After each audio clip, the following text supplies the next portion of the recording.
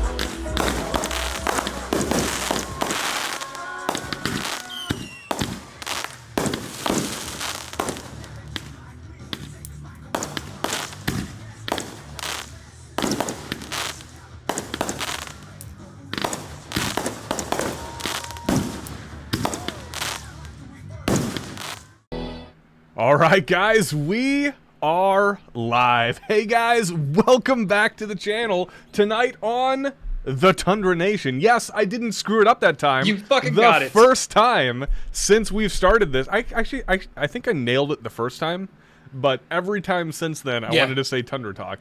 Tonight on the Tundra Nation, we have episode 6, yes, titled Tundra Needs Help. Oh my god, Tundra needs help. It's crazy. Hope you guys enjoyed that opener video.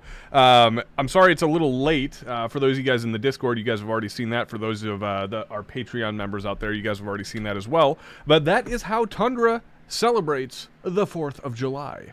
Hypo, what did you do on the 4th of July? I hosted your show. Yes, you did.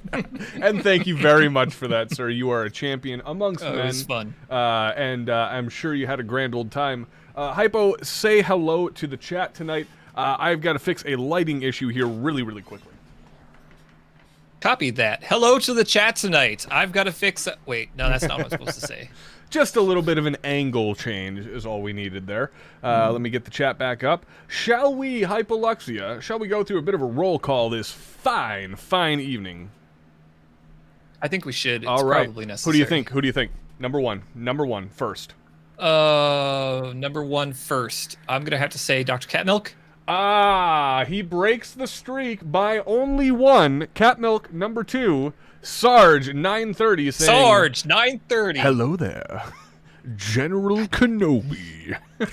Damn it. Thank you, Ranger, for that. Sarge, 930, saying hello there. Catmilk saying, oh, hi. Leg Demon falsely claims that he was first. Pew Pew Park is saying, what's up? Noob Crastinator saying, hey, y'all, what's up, Noob? Welcome to the show. Not welcome, welcome back to the show. He's been a part of the show for a little while now. Mario is saying, how y'all doing? Mario, dude, I'm telling you right now, I'm feeling good. I feel good. I knew that I would. Demonetized. Done. All right. Theme of the week. We got the most interesting spelling of Tyler I've ever seen, Tylor, which commonly is the way people spell my name, which annoys the shit out of me. You're kidding. Yeah, it's very strange. I don't. But Tyler, I don't know. Who knows? But Tylor Fraser is saying, been waiting all day for this. Thank you for that, Tyler. I appreciate that. Meatball 150 saying, my liver is very confused by the combination of Scotch, bourbon, and beer. That is a dangerous combination, my good friend. But drink on, good sir, and you shall have a wonderful evening. Mm-hmm. My question is, was it one bourbon, one Scotch, and one beer? Oh, a little, wow, I'm blanking. I just did two. Wow. Completely. It's done. George Thorogood, thank you.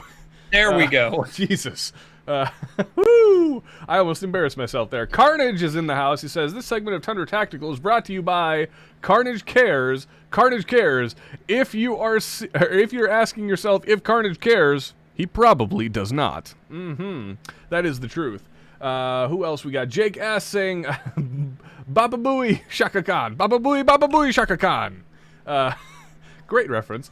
Pyrocrensis is saying Carnage cares. Oh, he's contradicting Carnage. That is a tough thing to say. Who else do we got? We got Rectech in the house. He says, I live close to Yankee and it explains everything for me. I'm assuming you watched the last video. You're a fucking blank. Suck my dick. I love that. That was when I watched that for the first time, I was literally in tears. Like, I don't normally like I'll laugh really hard when I read the script for the first time because it's my first time reading the script. I don't proofread anything until the day that I record it, and then I proof it, and then I edit it to kind of fit my voice a little bit more. And I was already laughing during that video, just laughing my ass off during that last video. But when I was just thinking, I was like, how do we fit Yankees' failed Stolen Valor attempt on Guns and Gear into the bit, and it just came to me in that sense. Before we continue on with the roll call, however, because she had a rough day yesterday and is having coincidentally a rough day today, we have to get the birthday girl on the stream. Oh my gosh, can you guys believe it? Our very special guest, Miss Ellie Bean, is now 1 year old. Look at that face, huh? Aww. You're not a small girl anymore. You're a big girl. Yeah. Happy birthday, Ellie. Yeah, everybody say happy birthday to little Miss Bean. It was her birthday on the 16th, so 2 days ago. Look at that baby belly, huh? Look at that baby belly. She's a big girl now. Yeah. Oh, I know. You normally don't make noises when you're on the camera. You like to be shy. Yes, you do. Yeah, but you're seeing yourself there, and you're like, oh, I'm so pretty. Yes. It's bedtime for you, though, my love. I'm going to give you a kiss. Everybody give a big hand to little Miss Ellie Bean for teaching us everything that there, or not everything, but teaching us what she has to know about how to be parents. And let's give a big round of applause to Mama Mego in the background for taking care of the bean. Yes, I know. I know. And making sure that the show can go on. Ellie Bean, it is your bedtime, my little love. You're a sleepy girl. All right. Say goodnight to the chat. Say bye-bye. Yeah. She's like, I don't want to go. I like it too much here. Which I don't blame you. We got some cool people here, Ellie. We got some cool people here. And I love you. Boop. All right. Good night, my dear, and thank you, my love. All right, let's go back into roll call here.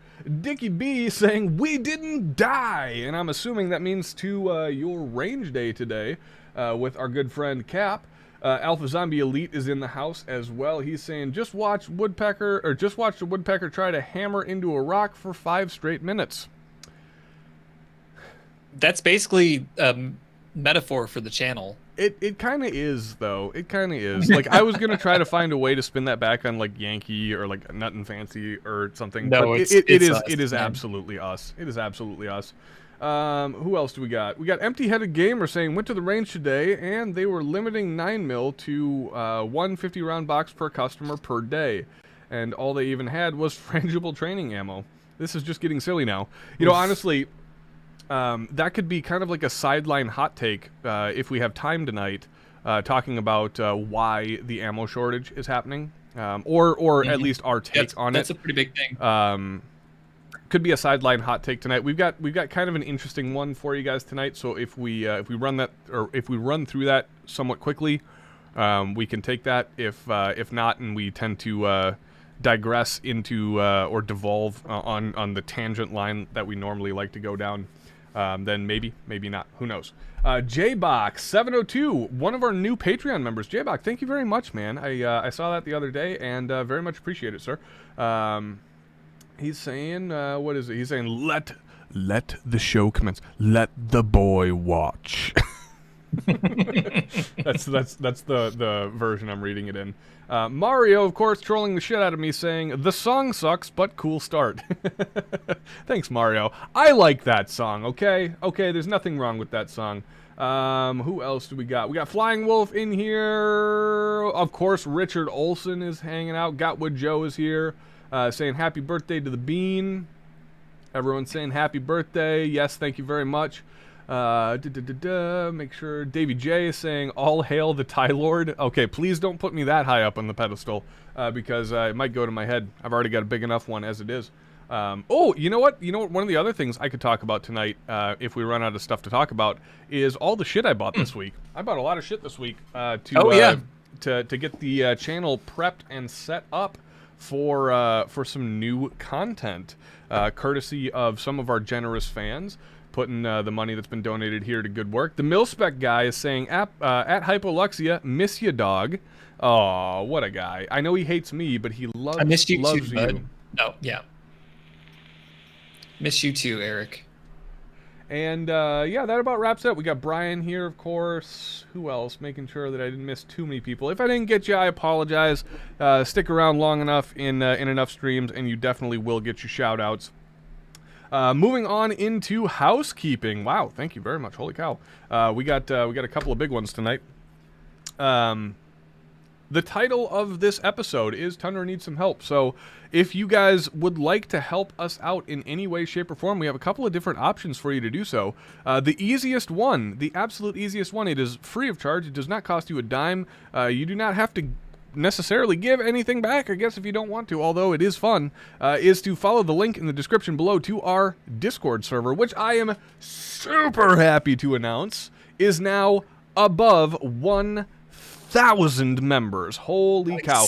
Guys, if you're in the Discord out there, give yourselves a hand. Give yourselves a hand to the Tundra Nation in the Discord, because you guys are fantastic. You provide me with literally unlimited entertainment. I love playing games with you guys. I love hanging out with you guys. I love getting all the input and the feedback that we get from you guys through Discord. If you want to be a little bit closer to the Tundra Nation, a little bit closer to myself or Hypo, really weird, I know, but if that is your desire, join that Discord and have some fun with us, because it is a really, really good time. If you're in the Discord in chat, don't listen to me. Listen to them. Tell us your experience in the chat so far in the Discord. Tell us your experience in the Discord so far in the chat, I think is the actual way that sentence should have gone. But please, join up. You'll have a grand old time. You'll get to hang out with me while I'm playing video games, talking with Hypo, talking with a ton of people in here, from everyone from like Zombie to Wolf to, gosh, who else is in the Discord? Spivey's there. Carnage, a bunch of people in here. I'm just trying to go back through and look, and it's just going to take me way too long. Ben W, wow, thank you very much. He says, most welcoming Discord I've ever run across yet, or I've run across yet. Thank you very much, man. We're very happy with the community that we've put together, and kind of the tagline for the Discord community is, come for the shit posting, stay for the community. And that's really the way it is. It's fantastic. And Hypo and I kind of built this thing from scratch, and it's fun. It's just a good time. If you do feel like being a little bit more of a supporting factor to the channel, we would very appreciate it, or very much appreciate it. If you didn't tune in last week and you missed it, unfortunately, we are the most recent victims of YouTube's crazy demonetization phase. I do not have a day job. I do this for you guys throughout the week as my day job. And as such, I rely on that income to feed my little baby girl and my wife and myself even. I will say, down 37 pounds now, by the way. Ooh, good job. Yes, I know, since January. But I do rely on that money to keep the bills paid, keep the cameras turned on, keep the lights turned on, keep the electricity turned on to chooch up the batteries. Throughout the night, you're going to hear me say this, and I apologize if this sounds like a cash grab, but I really do genuinely mean it. I would love to have a situation where we had enough fan support where I could just turn off monetization on all videos and just rely on Tundra and the fans to support the content and generate the content on the channel. Not necessarily just for my own peace of mind, but for, we'll call it the legitimacy of the content, I guess. Because like when you're chasing ad revenue all the time, you're sitting there and you're trying to think, well, what's going to be the most popular thing? You know, what do people want to watch? Not necessarily what does the Tundra Nation want to watch, but what do people, you know, outside of the Tundra Nation want to watch? How do we create the most popular forms of content? And that's a hole and a trap that you see a lot of channels fall into until they get to a certain level where they can free themselves from it. And I feel like we're kind of on the cusp of that. We're not quite big enough to maybe fully support the channel through fans and donations as of this point, but I think that we're close, and I think that we can make up the difference in the revenue that we've lost from, unfortunately, YouTube being dumb. Tyler saying, how much does it cost for a hug? I don't know. I mean, I you know, got the good beard, some good chest hair. We talking shirtless? I don't know. If I'm shirtless, probably $50. Who knows? I'd say probably half the price of the bathwater. Yeah, right there. We are not starting an OnlyFans. God help you if you think we are. And if we ever did, it's Hypo on there, not me. So if you guys do feel like supporting the channel, we would be super grateful at this particular point in time until the Leviathan group thing gets up and running.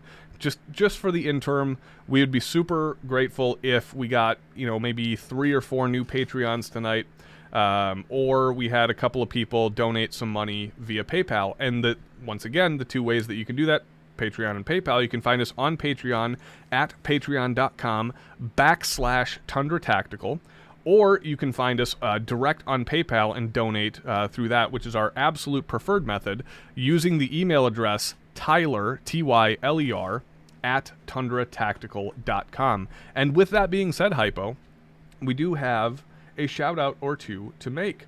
At least 1 as of this point. Okay. So stand by and let me log on and get this all ready to rock and roll. We have Meatball. What a guy. Can we just agree that Meatball's a good dude?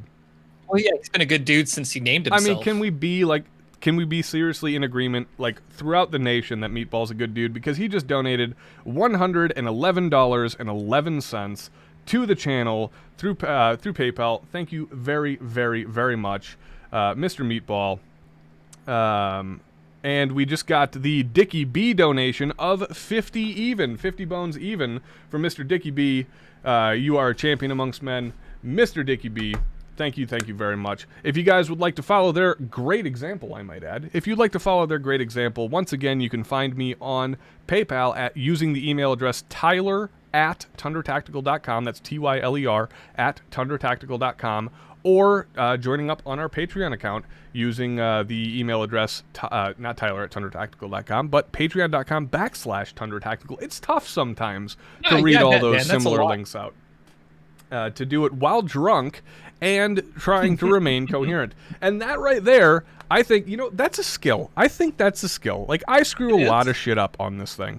Okay? I screw a lot of shit up. I think about that often. Is your ability to be able to put everything in the right order for the stream as we're going through it. That's admirable. It's tough to do. It's tough to do. It might seem easy only because I'm making it easy. Ooh, God. Oh, yeah. Oh, yeah. How is everybody out there in the Tundra Nation doing tonight? We got a great show planned for you guys tonight. We got an we got, maybe not controversial, but we got an interesting sub-take on a popular take for Hypo's Hot Takes tonight. Tell me that wasn't a good line. Whoo! Yeah, I like that was too. great. Shit. So we're going full on radio guy voice this fine evening on FM Tundra Tactical or Tundra. No, I almost said Tundra Talk. The Tundra Nation. I'll get there eventually. It's only 6 episodes in. I did 100 of these prior to that, saying Tundra Nation.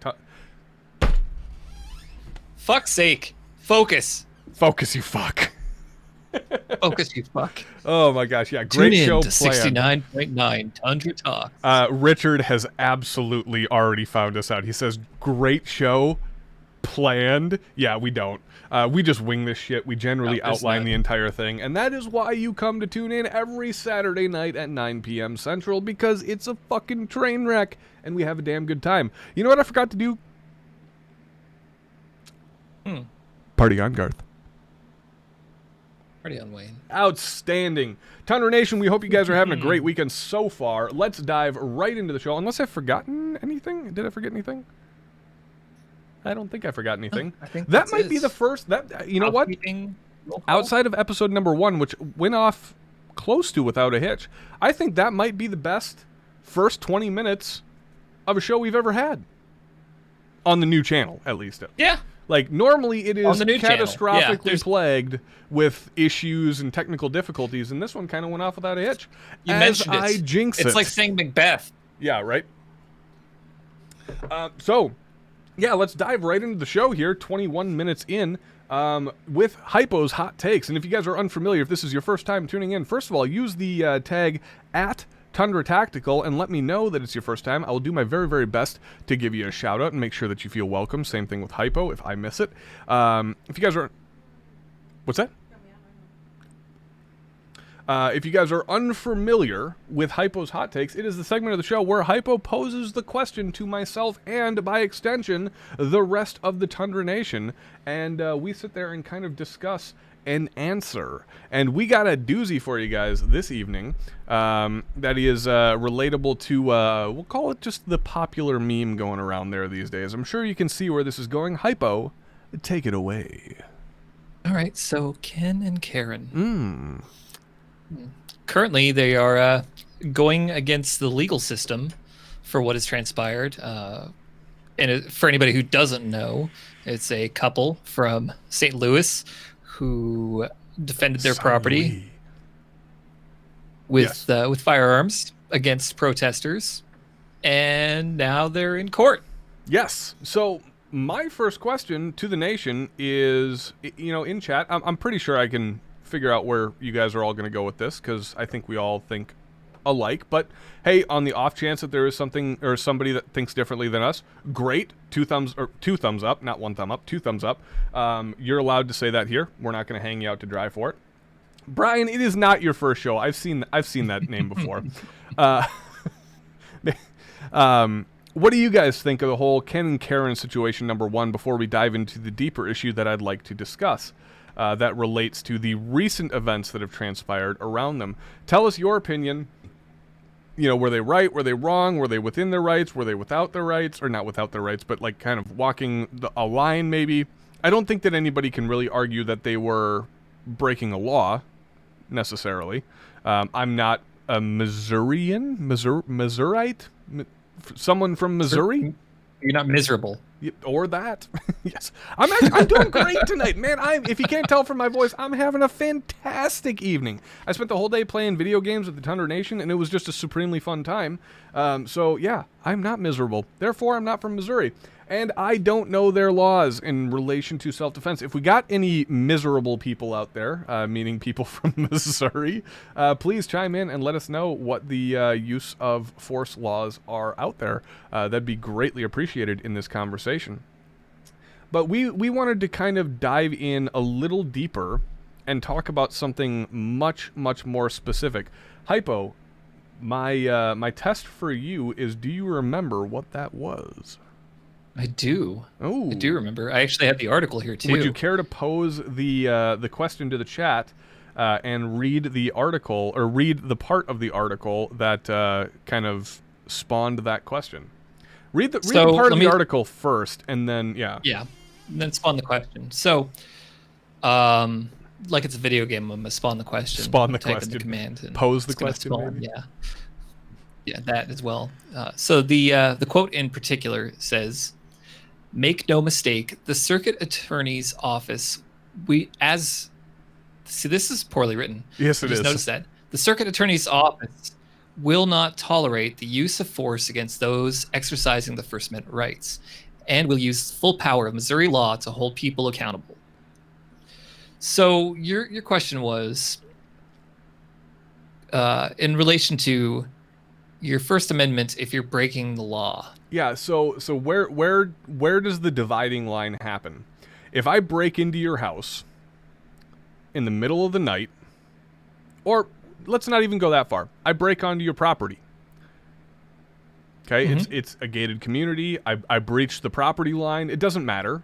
Okay, and I start, spouting off something in the middle of the night or during broad daylight. Because I'm on your personal property, how far does my First Amendment right protect me from free speech? And when I'm asked to leave and I refuse to do so, now I'm breaking the law. Now I'm trespassing. At what point in time does that statement saying we will not tolerate the use of force against those using their First Amendment rights, when does that become null and void? And that's the problem that I have with that statement. Go ahead, Hypo. You have something to say. I was just going to say, so they say we're not going to allow people to use force against people exercising their first, but what protects the people using their second when breaking the law? Of course. And that was kind of one of the questions that I'd asked you is, somebody breaks the law with their Second Amendment, they're definitely still breaking the law. I do think, if I'm trying to remain as objective as humanly possible here, I do think that is just kind of by definition just a different animal in and of itself. And I think that you could agree with that, saying, like, if I break into your house with the intent to use a firearm, technically exercising my right to keep and bear arms, but I'm doing it with malicious intent, I'm forfeiting a certain right if I get shot by somebody else who is not necessarily technically, but by definition, using their right to keep and bear arms to defend themselves. I think that those are two very, very different animals. And I didn't want to say that in the pre-show. I wanted it to be brought up kind of for the first time here. The thing that really gets me about that statement is by what letter of the law, and once again, I could be speaking out of my ass here. I do this professionally every week. Semi-professionally every week. By what letter of the law were they using force? What predicates that statement from the Attorney General's office or the state attorney's office saying, we won't tolerate the use of force? It sounds like a threat. It really does sound like a threat and a provocation to me, saying, if you do this, then this will happen. If you follow these guys' example, we're going to come confiscate your guns, just like they did with the AR-15 from the Ken and Karen dudes. Mark and Tammy or something like that. They come in and, in my personal opinion, completely unjustly remove a legally purchased firearm that was not used in a crime from the house under investigation premise or under investigation predication, saying that, like, oh, well, we need this now. It's like, yeah, no, you don't. No. I understand, once again, trying to remain as objective as humanly possible. They weren't the world's greatest example of pro 2A use, having firearms as a deterrent, right? They were a little bit confrontational, but you got to give them credit for what they did. They stood up for what they believed. They protected their house from what I think most people, if you found, I'll be honest with you, I never watched the video, the actual specific video. I did a lot of research, I did a lot of reading, but I don't do a lot of video watching because it's all just so biased anyways, that it's so hard to form an objective opinion, which is my end result and my want and my goal, is not necessarily to reinforce my own opinion, but just to see it for what it is. So I never watched the video, but if 5, 10, 15 people showed up to my house in the middle of the day, regardless of how big my house was, regardless of where I lived, if 5, 10, 15 people showed up on my property in the middle of the day, or at night, or in the afternoon, or in the morning, who cares when? You're damn right I'm going to be reacting in a similar situation, or in a similar fashion. I might not necessarily start at the same position that they would be at, but if it got to the point where I was like, this might go down a way that I don't want it to go, I'm going back into the house, and I honestly probably wouldn't have come back out with the gun, but I'd just be like, listen, you guys, not the house you want to play with. So not arguably the greatest example of how to not just represent the 2A community, but not necessarily a great example of how that situation could have been handled. With that being said, can you fault them with a situation where it's unfolding quickly, they have no idea what's going to happen, the protesters, the people who are there, have no idea what's going to happen. And by the way, I should also mention, when I say private property and I'm relating this, I understand, like, these people were on the street, right? They weren't, like, actually breaching, like, the property line, but they were in a gated community, which, to the best of my knowledge, by itself is, if a person in that gated community does not want you there and you are there, that is trespassing. Yeah, absolutely. 100%. So that's why I'm using the property analogy here. Just in case there's any confusion or want on debate for that topic. It's not the best example, it's but community private. Yeah, can you really fault them for the way they handled the situation? The blood was up, the adrenaline was going. Yes, rich white folk. Okay, we get that. It's not the greatest image. BLM protesters and your average dudes on the street, right? Two rich white people. Mm-hmm. Not the greatest picture in today's time and current social situation. For understood. Sure. But this also kind of goes back to that age-old talk about the publication and media presence of things like self-defense scenarios. Why was this particular encounter with an armed group of people that never ended up using force to defend their property, why was this publicized more than any number of situations in Minneapolis when the riots were going on? Probably because it's the reverse of what was happening. Exactly. And I think that we can come to that. It spins against the 2A community, which is always villainized and will be for the foreseeable future, for sure. And so I think that's the reason why we're getting so much, we'll call it love and hate, from that meme. There's a lot of people coming out in support of the 2A community, saying like, hey, like they didn't do anything wrong. Use of force. What force did they use? What force did they use? There was a threat of violence at worst. Yeah. A threat of force. I mean, okay, so she shouldn't have flagged them. I mean, that was wrong. Her gun handling skills are questionable. Yep. That's kind of the point that I'm making, like saying, is it the best example on the proper, Honestly, though, it's not the worst. No, they didn't shoot anybody. No.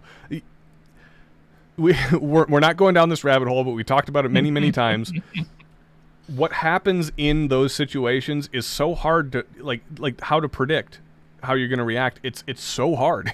And in all fairness, the fact that they stood their ground and used their firearms to deter as opposed to attack is, I won't go so far as to say commendable, because like I said, it could have been done in a lot better fashion. It's obvious that they had firearms, but they had really no intention of being like properly trained in the use of those firearms. And it could have gone very, very poorly if it did escalate. Because they were not professionals. However, you could really, really argue that they were kind of the embodiment of the gross 2A community, like the gross. Yeah. Those are your people out there. The people maybe watching the show, they might not be in that boat. They might have a desire and a want to seek training. But most people out there, especially nowadays, we talk about how many guns have been sold to first-time gun buyers. A lot of these people, we've talked about this before too, they have no real desire to become responsible members of the Pro 2A community, seek that training, learn how to be a responsible gun owner. They just wanted the gun because that's what everybody else was doing. I'm not saying that these guys, the Ken and Karen dudes and gals, are like that, but I'm just saying... No, but it represents that larger whole of people that have no we'll call it a caricature of that greater community as a stereotype, which we excel at here. With that being said, let's revert kind of back to the original question, which was, the attorney's office saying, we're not going to tolerate the use of force. So let's break that sentence down. Or not break the sentence down, but break down the entire statement. We're not going to tolerate the use of force against people who are peacefully exercising their First Amendment rights. How, in my opinion, my question is, how can you be peacefully... Well, maybe I'm phrasing this wrong, but how can you be peacefully demonstrating your First Amendment rights while breaking a law, like trespassing? I get that there are... I get the reality of the statement. Like, they're not chucking rocks. They're not being... well, maybe they're being aggressive. Like I said, I haven't watched the video, but I can imagine they're being pretty confrontational. They were making audible threats. Like, sure. They were verbalizing threats. We're going to burn your house down. We'll kill you. Okay. So in Minnesota, you have 4 pillars of self-defense, or 4 pillars, 4 things that you need to reach before you are authorized to use deadly force. And one of those things is a reasonable fear of death or great bodily harm. Mm. So they have just met one of those pillars right there, and by technicality, I think have committed, by using the threat of violence, a 5th-degree assault? That is an assault. So not only are they trespassing now, they're now assaulting these people, verbally, albeit, yes. And no battery happened, but it's assault. Yep. There is like a line in the sand that needs to be drawn. Like, if somebody verbally assaults me, can I shoot them? Absolutely not. No, I can't do that. That's not legal. But we're escalating here. Now, they're escalating back by returning and saying, the best thing that they could have done is just shut the hell up and stood in those lawns and just saying, I'm here. I've called the cops. Security's on its way. Yeah. That's the best thing that they could have done. But when it comes to a response like that saying, we're not going to tolerate the use of force by people peacefully exercising their First Amendment rights, in what way, shape, or form is threatening to burn somebody's house down peacefully exercising your First Amendment rights? And that's the problem that I have with this statement is, once again, we see, and this is nothing new, and I apologize if this is just like sounding like rhetoric, not rhetoric, but just like rehashing old shit.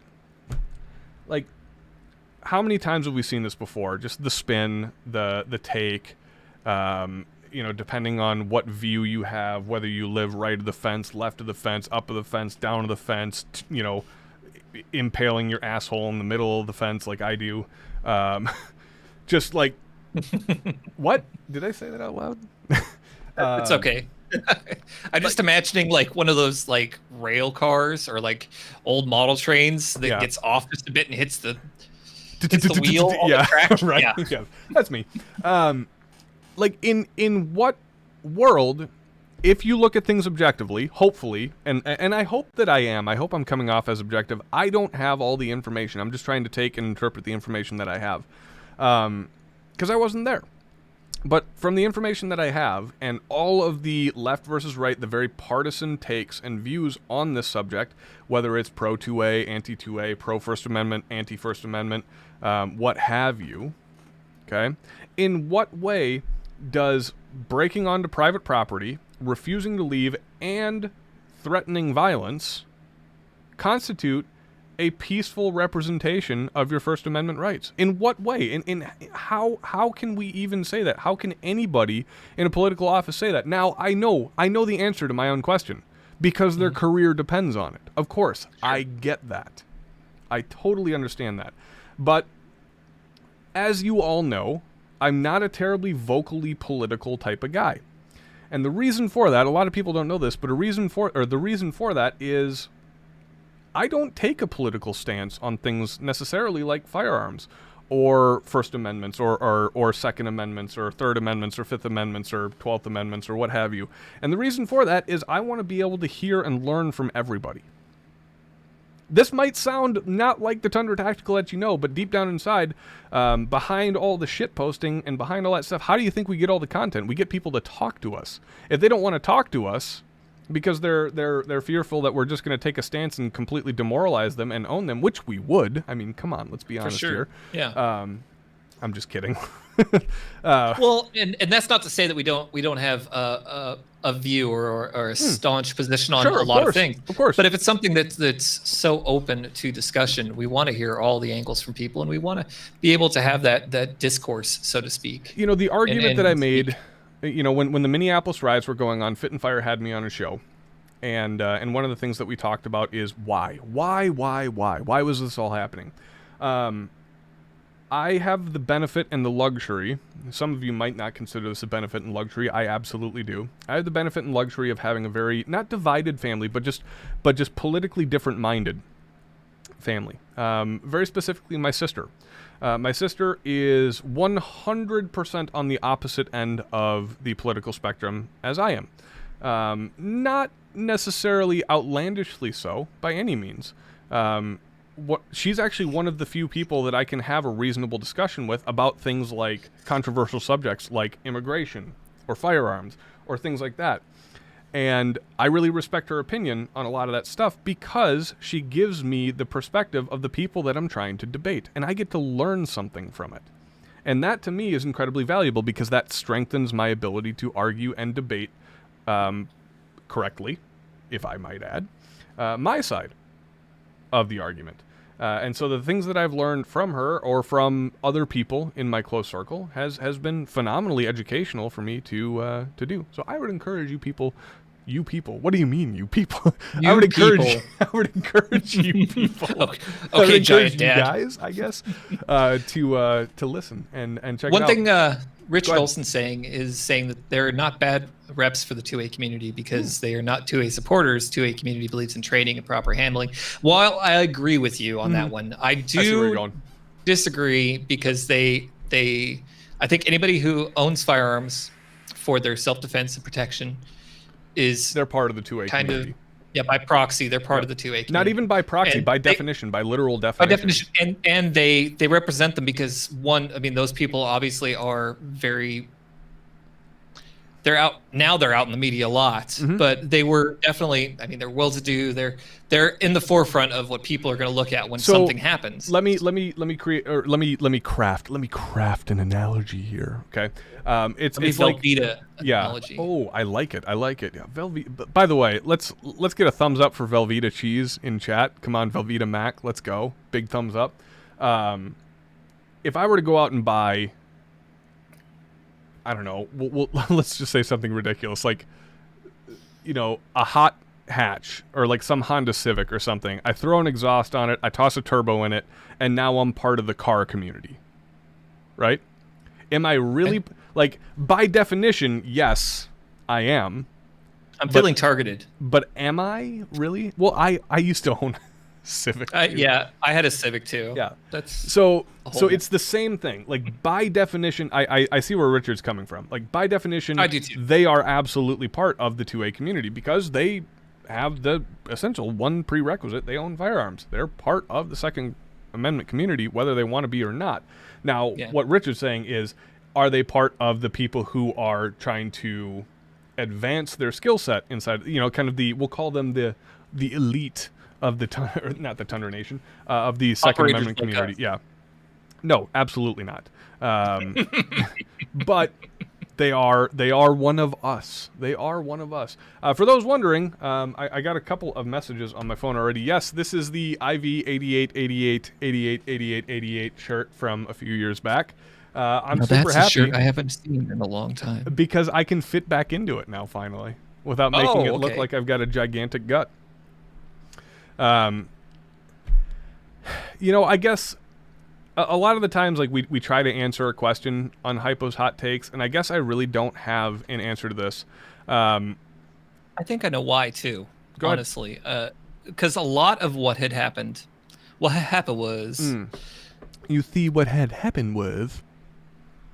A lot of that is the human condition. Yeah. Yeah. It really is. It comes down to reaction. And you can't step in somebody else's shoes and react the same way they're going to. Dr. Catmuck. One of us. One of us. Crab people. Crab people. Somebody's going to screenshot my face of me doing that. Crab people. Make a GIF of this, please. Yeah, please. We haven't had a GIF made of me in a long time, and it's kind of a shame. That'll make a perfect Terran Tactical one, too. Oh, yeah. And that's multi-level, too.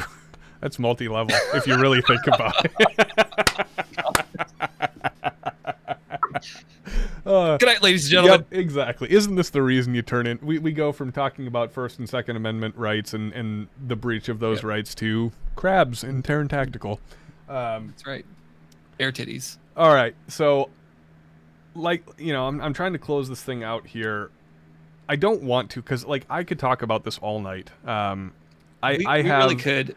I have a really, really big problem with whatever attorney's office put this memo or message out, because it is essentially it's essentially the embodiment of guilt before innocence, or guilty until proven innocent. And it's negating the entire other act that had occurred up until what they you're focusing on a singular narrative. You're not taking into account the greater situation. Now, if they were in the wrong, and maybe they were, maybe there's something we don't know. Who knows? I don't know. They could have been totally in the wrong. They could have been instigating this whole thing from the start. Ken could have been up on the rooftop shooting airsoft pellets at these people. Who knows? Who knows? Hey, extreme situation, but I got him. I got him.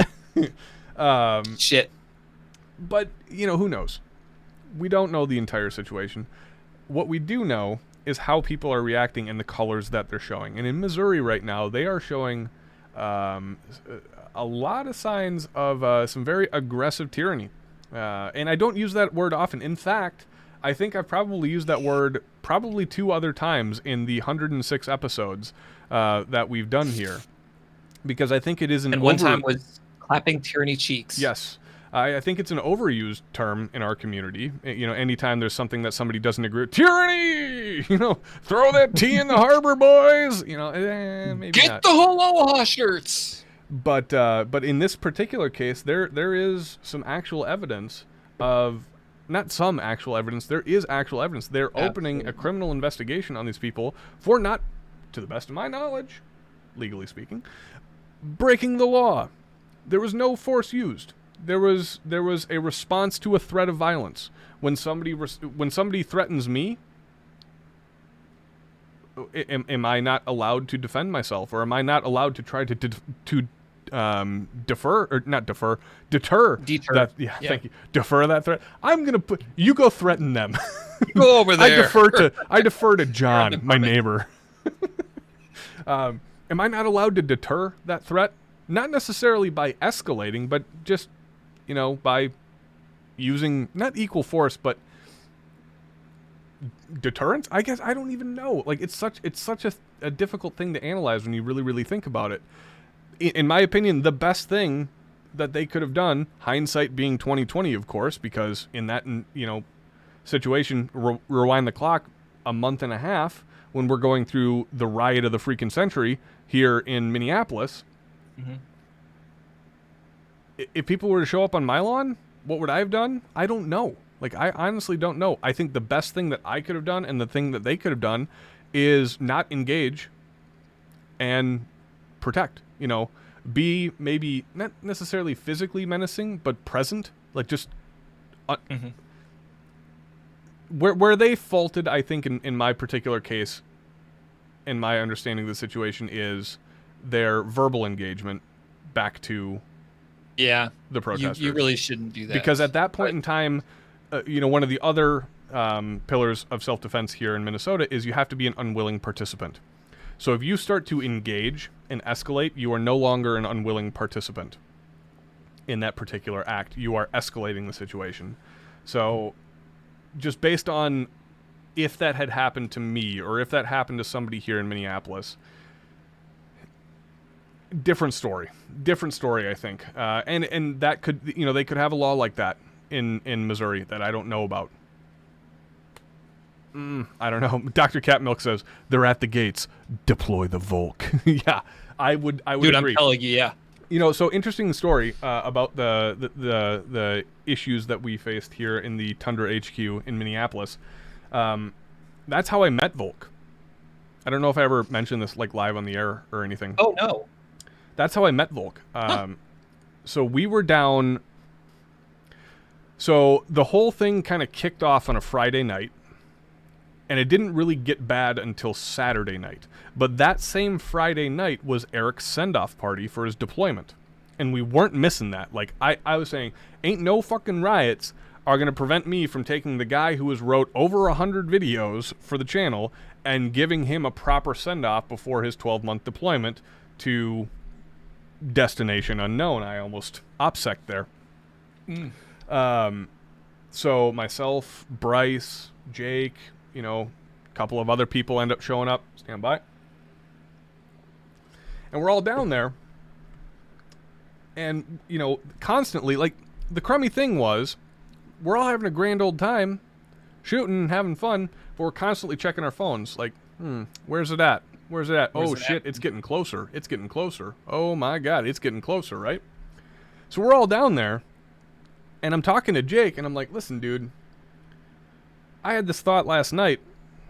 I'm not terribly mobile because I got a little baby girl that's almost 1 year old, and while we have everything packed and ready to go, that shit takes time. And if we get caught sleeping, let's say I'm passed out, Megan's passed out, and they show up on our front lawn like this, we don't really have much of an option here. I don't know, you know anybody who could help us out that lives in a close area? And he immediately recommended Volk, Dakota. And so he's like, yeah, shoot him a text message. I already told him that you'll be calling him or shooting him a text message. So we just talked back and forth. He's like, I live 15 minutes away from you. Anything that you need, as soon as I get your text message, I'll be there in 8 minutes. Never met the guy before in my life. No shit. Never met the guy before in my life, and that was his offer. Super good dude. Super good dude. He also happens to be the most unbelievably physically menacing person I've ever seen in my life. 6'8", 300-something pounds. Big boy. He's a big boy. A big boy. But, and then him and, it just, like, strange coincidence, but his roommate, I know very well. A guy that I used to work at Stock and Barrel with. So just, like, by proxy, or, like, by association, we meet Volk, and he ends up being the really cool guy. If you guys have no idea who I'm talking about and have watched any of the last two skits that we did, he is the gigantic dude. He is Hodor. He is the dude that looks like he is built out of 2/3 of a cow and a tree trunk. Yeah, or two tree trunks. Yeah, or two tree trunks. And he walks on them. I think that could wrap it up for Hypo's Hot Takes tonight. I'm just a little Are you worried. satisfied? I'm not, because I want to talk about it more, but I know that if I start talking about it more, though. it's just it's that whole peaceful First Amendment comment. It's just the blatant ignoring of, or not the blatant ignoring, but just the blatant focusing on a singular narrative, a single side of the story. Did that attorney's office do its due diligence and interview the Ken and Karen dude and gal? Probably not, right? Yeah. Before they release that statement. That's what you're supposed to do. You're supposed to do your due diligence, especially as an attorney. Come on, protect your ass legally. When you say shit like that, you hang yourself out to dry. You set yourself up to become a legal precedent in the future for stuff to happen. And it's so blatant, and it's so you could use the term egregious, that it is one of the few times where I agree with the people that are saying the sky is falling, tyranny is coming, right? This is an indicator for me. When when a state attorney's office says something like that, I don't use the word tyranny often. I think that most of what we use the word tyranny for is false. However, in this particular case, spot on. Yeah, spot on. I agree. And that's how I'll end it. All right. So you want to move on to the second question that you had? Totally forgot what it was. Remind me. Me too. I was trying to remind myself. Damn it! Anyone in We're chat? terrible. Anyone in chat? Somebody asked it earlier on. I knew I should have copy pasted that shit. We'll wait. We'll wait. Yeah, it'll come to us.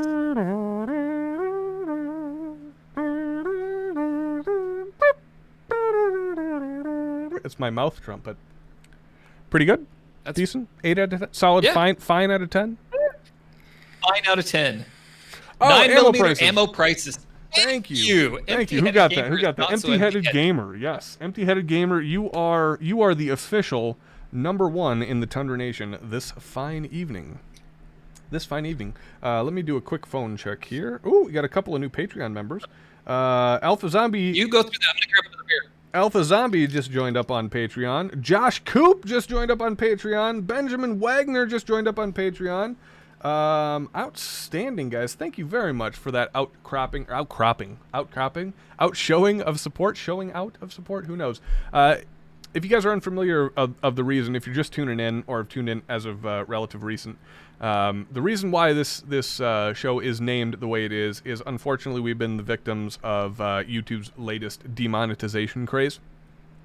And this is my full-time job. I no longer work for Cabela's. I don't work a day job. I do this for you guys full on, 100%. And I am asking for your support now. I don't normally do this outside of like very briefly in the beginning of the show, but I am going to be making a concentrated effort over the course of the next couple of weeks to ask for some support. It is not required by any means. I will not love you any less. I love you all equally, and I hate you all equally as well, especially Hypo. Anyways,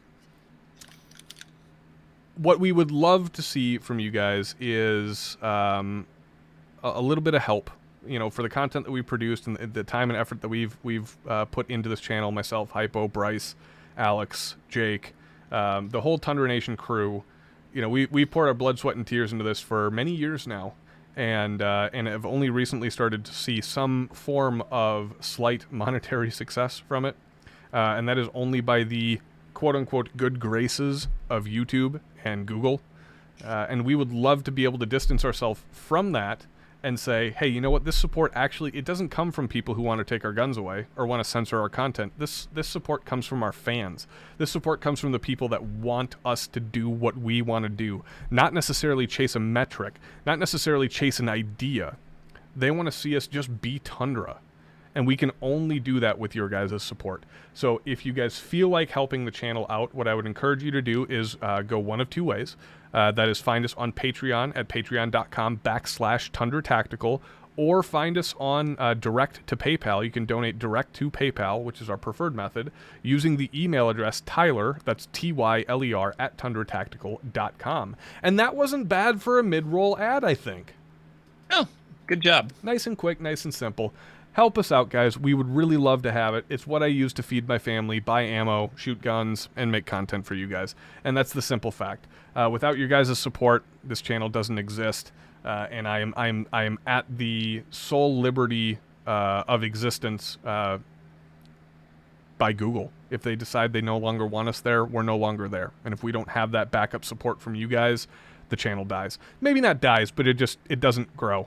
And it doesn't go where we want it to go, and it doesn't go where you guys want it to go. Because when have I not listened to you? Except if your name's N7X Ranger, because then you suck at following orders. Oof. Shots fired. I'm just kidding. He's actually doing a lot better. He's doing a lot better. All right. Got that out of the way. Let's move on. Ammo prices. Ammo prices. Ammo availability. So, what's the problem, Tyler? You know what? I'll tell you what, Hypo. I'm going to ask you that question first, and then I am going to follow up with what I saw when I was working for Cabela's, or when I did. Well, I still do have my connections at like Federal and things like that, through guys like Richard Olson, or maybe, well, Federal, I don't actually have a ton of connections at anymore, but the greater ammunition industry and the firearms industry in general, I do have a little bit of connection and insight with. But Richard is actually a great guy in chat to be talking about this because he works there. I don't know if he wanted me saying that, but I just did. Oh. Too late. It's already out there, buddy. You've embarrassed me many times. That's what you get. So, Hypo, what is your take on why ammunition is so scarce? And, so I think the original question, now that I think about it, is he went to a range, they were charging a certain amount, somewhat ridiculous amount for a box of 50 rounds, and it was only, the only thing they had was frangible ammo. What's your take on why that's the only thing that's available, or why that is, why that's the case? And while you do that, I'm going to be right back to grab a prop for my response. Okay, so I guess my first question for this would be, in regards to the frangible, is that, I am echoing back from Tyler, I can hear it. Is that typical for the range? Is it a steel only range? Because that would make sense why it would only be frangible. From the way that you're saying it, you always go there though, that it's probably not typical. My thoughts on why the price is so high, and this is just a guess because I don't have connections to the industry like you guys do, is that the demand from all these new gun owners to buy more and more and more has shown these ammunition companies that they can sell more and more and more, but they can reduce the stock and allow for higher prices, and trickle it out at those higher prices, knowing that the demand is still there. Beyond that, really, I can't give too much more of an assumption or educated answer. Give me the elevator pitch, because I missed it. The elevator is essentially that the bad guy companies know that the demand is there. Sure. So they limit the stock. Yeah. In order to output at the higher price. Yeah, agreed. Well, knowing that they can, to a certain extent, agreed. This might not be the most popular take. Well, and go ahead. Just to kind of put a mushroom head on the whole thing, yeah, and cap it off, all of that is driven by all of these new gun owners and people in panic purchasing more, which then sent that signal to companies saying, "Hey, we can do this. We can go ahead and we can raise the prices." Maybe not even the actual manufacturers, but the retailers in particular are the worst about it. They can say, we're only going to order in X amount of stock, and we're going to have the price at this point. There are a certain number, namely one, who's doing this. If you support cheaper than dirt, you're a dirty person. I should burn that hat that I have. Yeah. If you support cheaper than dirt in any way, shape, or form, you're a dirty person. If you unknowingly do it, I'll allow it, but stop supporting them. Because the only thing that they are doing is price gouging the shit out of people. And there's a difference between what I'm about to say and price gouging.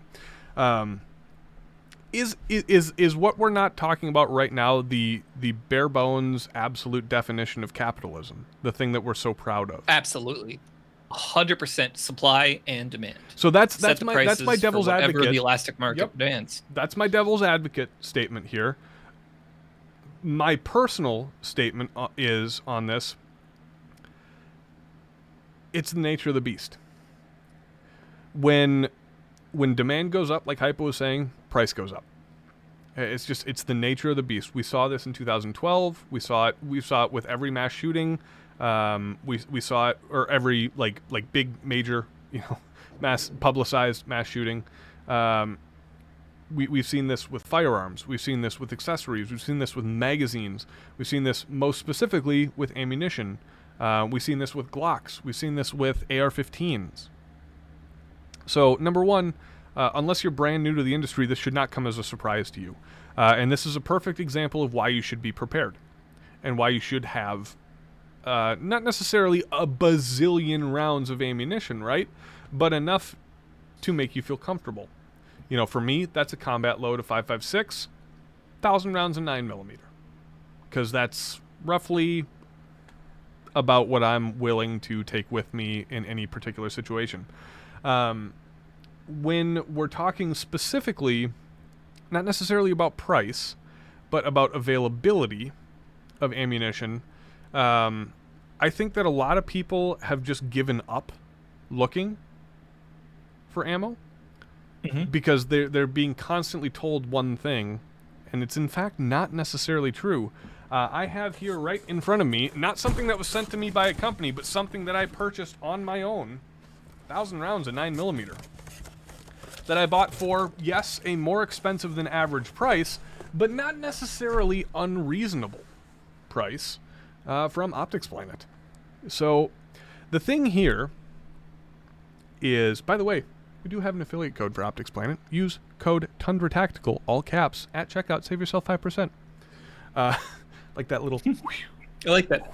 Yeah, definitely. We also have an affiliate with Palmetto State Armory. Yes, which we do. Now we can comfortably say again, because your AKV's fixed. AKV. You let the gat out of the bag. You know what? I thought I misspoke, but I didn't. You let the gat out of the bag. Yep. We'll get to that here in a minute. It is not... Yes, it's scarce. It's not impossible to find, though.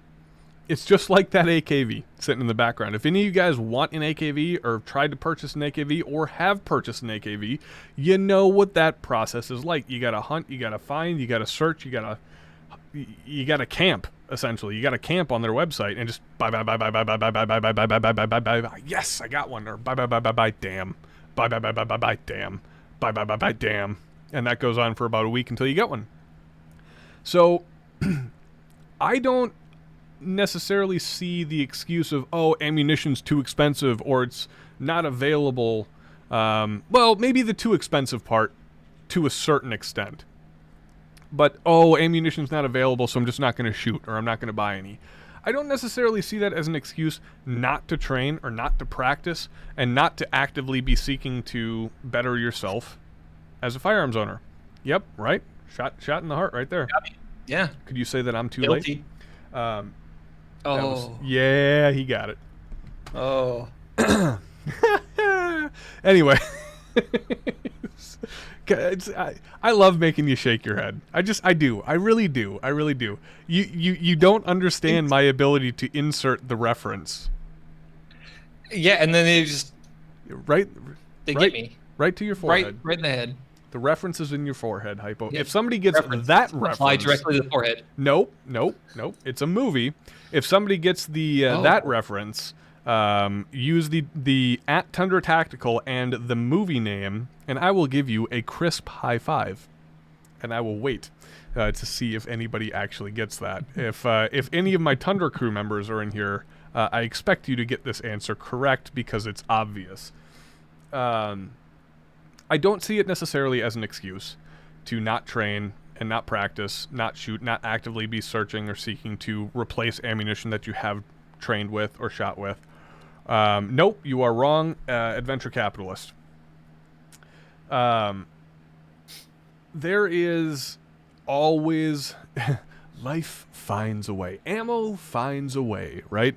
Like, if you look hard enough for it, it will be there. Now, granted, there is a level at which, like, once that line is crossed, you can be upset at, when 9mm that used to cost 17 cents a round is now costing 40 cents a round. There's an issue there. Not saying that. But I'm saying that if you look hard enough, I didn't get 17 cents a round for this box, or for this case. I absolutely did not. But it was under 25 cents a round, which is not great, but it's not terrible in terms of what we're seeing right now. Like, for the whole ammo shortage, nope. Sorry, Richard Olson. Oh yes, he got that. The life finds a way. Yeah, and that's not what I was talking about. It was the forehead comment. That's an easy one. I wouldn't tell you guys to tell me what movie that's from. If you don't know what that movie, get out. Get out. I'm just kidding. Please stay here. We need the viewership. You can always find it for a reasonable price. Not necessarily a great price, but you could say that 21, 22, 24 cents is a reasonable price given the social and economic situation of the gun community, with all the new gun owners like Hypo was talking about out there, with all of the purchasing of ammunition and the shortage of it. When ammunition companies are not unlimited in their production facilities. They can't just, for every 9mm round that you buy, they can't necessarily just replace it. When tens of thousands, hundreds of thousands of people all go out with the intention of buying 1,000 rounds of 9mm, 5.56, 45, 40. Who knows? But but who knows? When tens of thousands, hundreds of thousands of people all at once within 2 weeks of each other, which is what spurred this, the original COVID scare. When this all happens, right, all at once, manufacturers, Richard, please correct me if I'm wrong, they essentially kind of work in batches, don't they? Like, they batch out, big shipment of this, big shipment of that. They're not just saying, okay, we sold a box, we're producing a box. We sold a box, we're producing a box. We sold a case, we're producing a case. We sold 50 cases, we're producing 50 cases. They don't necessarily work on that. They just work on big, fat batches. They sell the ammo by the pallet, right? To the gun shops, to the distributors, to the stores. When the supply or when the demand for that ammunition overreaches, and it does, when it overreaches the manufacturing capability, you run into shortages. And because of those shortages, the price goes up. Because now, look at Federal, okay? They're probably operating under... So Richard says, we only have so many hours in the day and so many machines. We run 24/7. This is coming from a guy that works at Federal. They're running these... They're trying to get the ammunition to you, right? But running those machines 24/7 ain't cheap. Now, sure, they probably do that during normal circumstances too. But what happens if... due to COVID, they had to get rid of 30% of their workforce? The operating cost can, in some cases, I don't know how it would relate to the ammunition industry, but the operating cost, because of the lack of, the increased time it takes for a specific person to do a specific set of tasks, because there's not as many people supporting that person, that causes the cost to run those machines to go up. You're right. I can never consider that, honestly. Yeah, that makes complete think sense. Of all of that. Like, when you it's totally understandable to complain about ludicrous prices when somebody's charging $800 for a case of 9mm. Kick him in the dick. Yeah. Can that be a T-shirt? Kick him in the dick. Kick him in the dick. If it's 30 cents, 32 cents though, it's probably just a sign of the times. Is all. It's a symptom of the I would say situation. anything above 30 cents. Honestly, anything above like 28 cents is probably getting into the realm of price gouging for 9mm specifically. Anything above the realm of like 44 or 45 cents for 5.56. Actually, no. Because what's 5.56 normally? Like 33, 32 cents around? Right around there. Yeah. So, yeah. Like 42 to 45 cents would be like my maximum acceptable. So Richard Olson goes back to say, at Tundra Tactical, we run just 9mm constantly, then we fill orders as we get them. We're hiring people right now. Training takes time. Getting new raw materials also is hard. So think of all of that in terms of the cost that you're paying for that ammunition. It's not always the manufacturer's fault. And I say manufacturer specifically, not necessarily distributor or retailer. The retailer does set the end price and the end cost because they got to make a profit too, right? That's capitalism. That's what we're talking about. But one of the things that was that frustrated me significantly is when people just like blew up about like an 8 cent per round increase in a hard time. If it's an 80-cent round increase, well, okay, that's pretty extreme, but if it's we'll call it, if it's a 60 or 50% increase in cost per round, yeah, that's price gouging. That's cheaper than dirt style shit, or 100%, like they did, because a box of 9mm used to cost what, $280 something? Yeah, I mean, ballpark. Yeah, and now you're talking anywhere, $800-900. So that's a 250-300% markup in some cases. That's price gouging.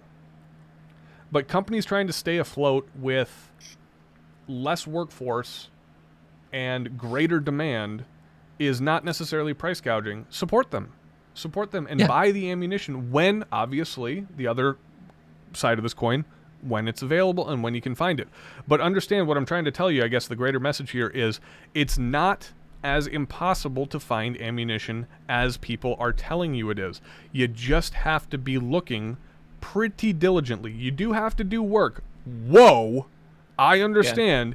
It's not like it used to be where it was just convenient. You could go online. It was always there, right? It's just like anything else right now. Maybe not anything else, but go ahead. If you can't afford it, accept a smaller quantity. Yeah, buy a box a week. Yeah. Buy a box a week. Help support, whether that be your local gun shop, right? As long as they're doing business ethically. As long as they're doing business ethically, and not price gouging the shit out of you, right? Mm-hmm. Or your favorite company. Go ahead. There's a couple. I was just going to say favorite companies. There's a few that I've been hitting up. A couple of them, and I'm going to give them shout outs just because I can. Sportsman's Outdoor Warehouse. Mm-hmm. They're keeping it right around 28 to 30 cents, 32 cents at the highest on average, with free shipping or very low shipping on occasion. Optics Planet with the code is definitely reasonable. God, there's a few. Use AmmoSeek. I can't stress that enough. Use AmmoSeek. That it's a great website that will break down all of the current prices as they had queried them. Usually, I think 2 or 3 times daily. They're pretty accurate. They're awesome. So as of right now, it looks like, and I am drunk, so bear with me. Okay. Winchester White Box 124 grain 9mm on Optics Planet is running $15 a box. Not the greatest price in the world. Still not terrible. Manageable. So that's $1.50, right? Yep. So $30 for 100 rounds. Yeah. So not the greatest price, once again, but 100 rounds will do. I mean, yeah, exactly. Buy a box. $15 a week. You buy a box a week, or 2 boxes a week. It's not as big of a pill to swallow. Yeah, Dickie B, I get it. Like, I need more. Right? That's why I bought 1,000 rounds of damn stuff, because I just got my AKV back up and running. Semper. Hey, with your pallets. Let's transition topics here. Let's get into something that could potentially burn a bridge before it's even available to reap some benefit off of, but then go back and complement them. Stand by. I just mentioned, and you had mentioned earlier, the AKV is back up and running. Yes. Ladies and gentlemen, if you are a relative recent convert into the cult of Tundra, which at this point in time I think we can officially call ourselves that. Are we sending out the hoods and masks? Not yet. Once we get Ghost to sign off on the design, then we will. But hail Papa Emeritus 4. Fucking excited for that, by the way. Sorry, a little distracted. So for those of you guys who don't know, for the longest time, I don't know, probably about two, maybe 2.5 years ago, all I ever talked about in terms of the pistol caliber world, pistol caliber carbine world, was the AKV. Technically, we decided that it wasn't a pistol caliber carbine. It's technically a pistol caliber pistol because it's a brace pistol, but you get the point. So from this point forward, I'll just be using PCC or pistol caliber carbine to describe it. So when I was talking about pistol caliber carbines, I was always AKV this, AKV that, AKV this, AKV that, just because I thought it looked like such a good gun, and it was like physically, fantastically, aesthetically looking. It was awesome. And it turned out that after a couple of iterations of fixing some issues, it turned out to be a pretty damn good gun. Solid. So I ended up buying one, along with a lot of the other. I think we had 6 Tundra Nation members. I think so. Something like that. Buy one. And very unfortunately for me, about, I don't know, 3 months after I ended up buying it and a couple of thousand rounds through it, the recoil assembly decided to just mangle itself and break. Fortunately, it seems, and I have not yet test fired the gun, but it does seem, that's the reason for this purchase of ammunition right here, by the way. It seems that the gun is totally fine, and it was just the recoil assembly that was at fault. Well, this was, let's see, I think the incident itself happened in November. And so from November till this past week, that AKV has essentially been dead in the water. Now, not all of that has been PSA's fault, per se. But more to do with the social circumstance. So, what happened 2 months after this incident? SHOT Show. So I figured, hey, I'm gonna go to SHOT Show. I'm not gonna call them. I'm not gonna ask for a random warranty claim right here. I've got a bit of an opportunity here, maybe to use this as a relationship building experience. So I'm gonna wait. I'm gonna sit on it, and I'm gonna talk to them at SHOT Show. Because we know that Mark and a few of our other friends are very close with the guys at PSA. So I asked for an introduction. We got it. We talked to Logan at PSA. Fantastic lady. Very entertaining. Set us up for a bunch of really good interviews. The interviews that you saw on our channel from SHOT Show are courtesy of her. And then I waited. We got out of SHOT Show, and the COVID thing happened. And I was like, all right, I'm not going to be that guy saying, oh, I'm a YouTuber. I need this part because I'm going to do a review on your gun, even though I know that production is pretty much halted at this point and nobody's there. I didn't want to be that guy. So I waited, and I waited, and I waited. And not about 2 months ago, in all fairness, it's been about a month and a week since I originally contacted them. And I asked, hey, we talked at SHOT Show. You said you were going to do this. I still haven't heard anything from you guys. Can we get some communication? And she responded within a couple hours and said, yeah, yep, 100%. What mailing address should I send the part to? Because the original thing that she said at SHOT Show was, hey, you're going to have to send the gun back. And I wasn't a really big fan of that because I'm like, the gun ain't the problem. It's just the recoil assembly. It's just a part. So can you just, I asked her specifically, for the video, can you just send the part? And she agreed. She said, yes, we will just send the part. So I was, yes, this is the best thing ever. I was so pumped. I was like, yes, I don't got to send my gun back. This is the greatest thing because I love looking at the damn thing. It's just a good looking gun. Oh, and it's a hassle. It's a hassle and a half. Yeah. Well, especially for you. I mean, you got to drive 3 hours round trip to fucking do that. Yeah, seriously. I got to drive 20 minutes round trip to do that. And it's still a hassle. But anyways, so we get there, and we get to that point, send her the mailing address. And I'm sorry, PSA, I'm going to be critical of you. I'm going to come back, and I'm going to make it all right, but I'm going to be critical. And I'm going to say, you guys took way too long to respond. I sat there for a month, wanting to email you every day and say, what's the status? What's the status? I want this gun. I love this gun. You guys have all been there. And pretty much every person has been there.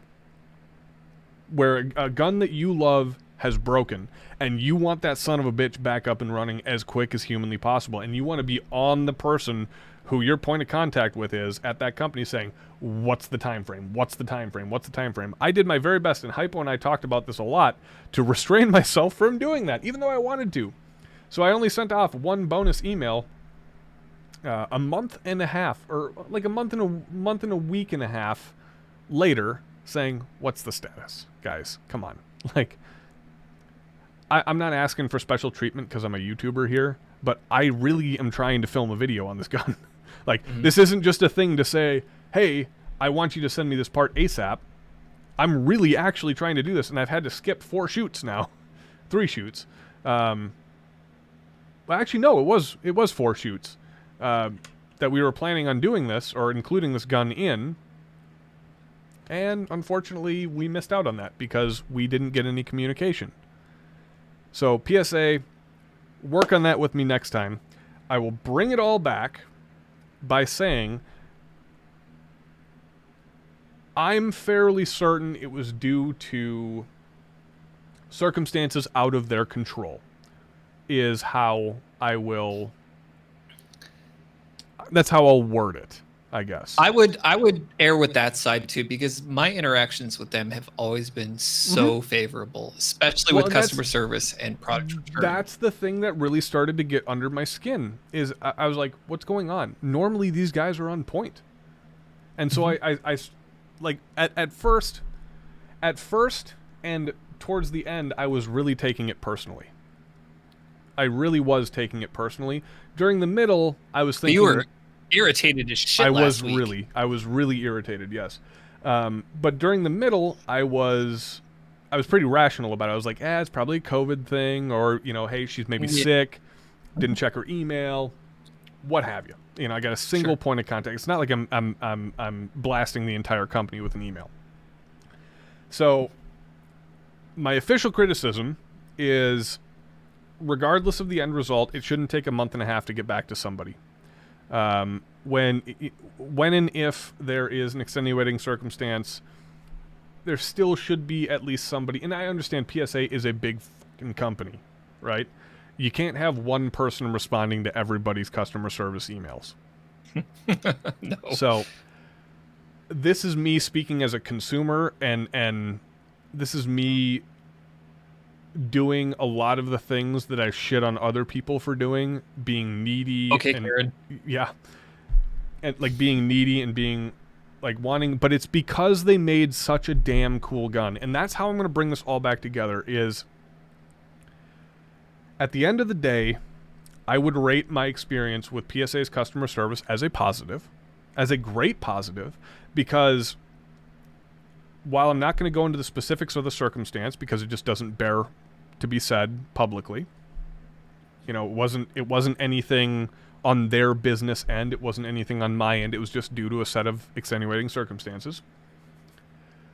That part was overnighted to me, pretty much, and it is now in my gun, and that gun is back up and running, and I am so fucking excited to get out to the range. Really well too. To get out to the range and shoot the goddamn gun for the first time on steel down at the well, not necessarily the Tundra range. Technically, it's the ROE range, but we'll call it the Tundra range when we're there. Sorry, Zach. Do they have it in that mill? Yeah.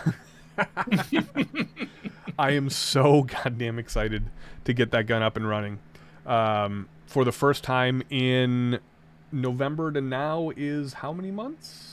Oh, fuck, was it November? Yeah, it was November. I had it on my phone. Yeah. I had video you were of with it. Tony. No, I was with AJ. Yeah. With were you? I thought you were with Tony. El Clapo. Nope. Oh shit. Okay. Yeah, he goes by El Clapo in Discord. By the way, one of the greatest Discord names of all time. But yeah, we out there. I was shooting the Tokarev for the first time too. Oh, okay. Yeah, that was the first time I shot the Tokarev. The Tokarev, I remember now. Okay. The ejection pattern of the Tokarev was so aggressive that it was actually sticking shell casings into the ceiling. Yeah, that thing's beast. Yeah. It does not mess around. It does not mess around. If you guys own No, I've had a few come down on my dome. Mm-hmm.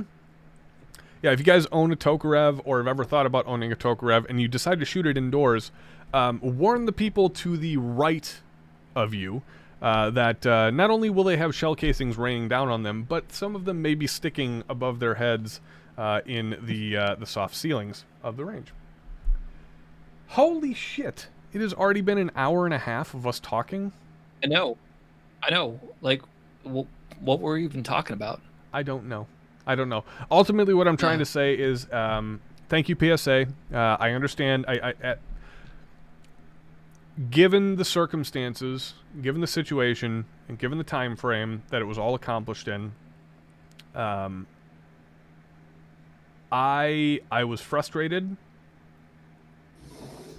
but as a consumer, not as a YouTuber, but as a consumer wanting a part in a time where you're trying to keep your company afloat, and maybe that warranty isn't necessarily the top priority. It's shifting guns, obviously, selling guns to make money.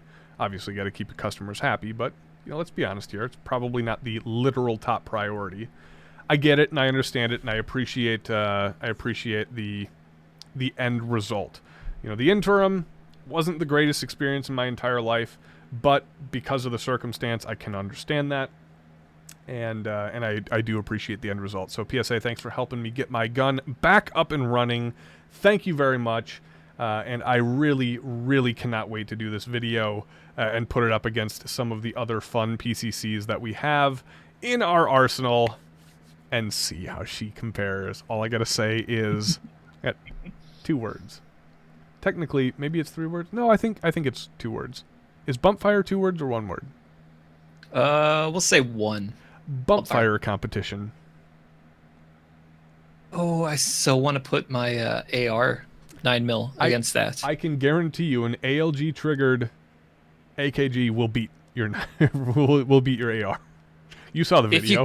If you can get an ALG trigger, that's they are in stock. No, they are in stock. For the first time in a year and a half. Really? No, I saw them in stock yesterday. Oh, ever. shit, really? Okay, hold on. Yeah. Now I gotta look. I could be wrong. There was some, there's been a lot of pissed off people with those. Are you talking about the lightning trigger? Yeah. For the AKV? Yeah. I don't know. Yeah, no, they make an ALG trigger kit for the AKV. Okay. Maybe for the AKV specifically, the AKM. It looks like it's currently in stock for the AKV. Okay. $69.99. You saw that video I sent you. I did, yeah. What do you think? Amazing. What was your guess at the rounds per minute on that gun? Well, after what you told me, it was pretty close to that. I would say right around 1,200 to 1,100. Yeah, 1,100 rounds per minute. Yeah. That's disgusting. That's Chris Vector territory. Fucking nuts. It's fucking nuts. It's just insane. Yeah. Bump fire competition. I guarantee an ALG triggered AKV wins that competition hands fucking down. I'm gonna mil-spec against you.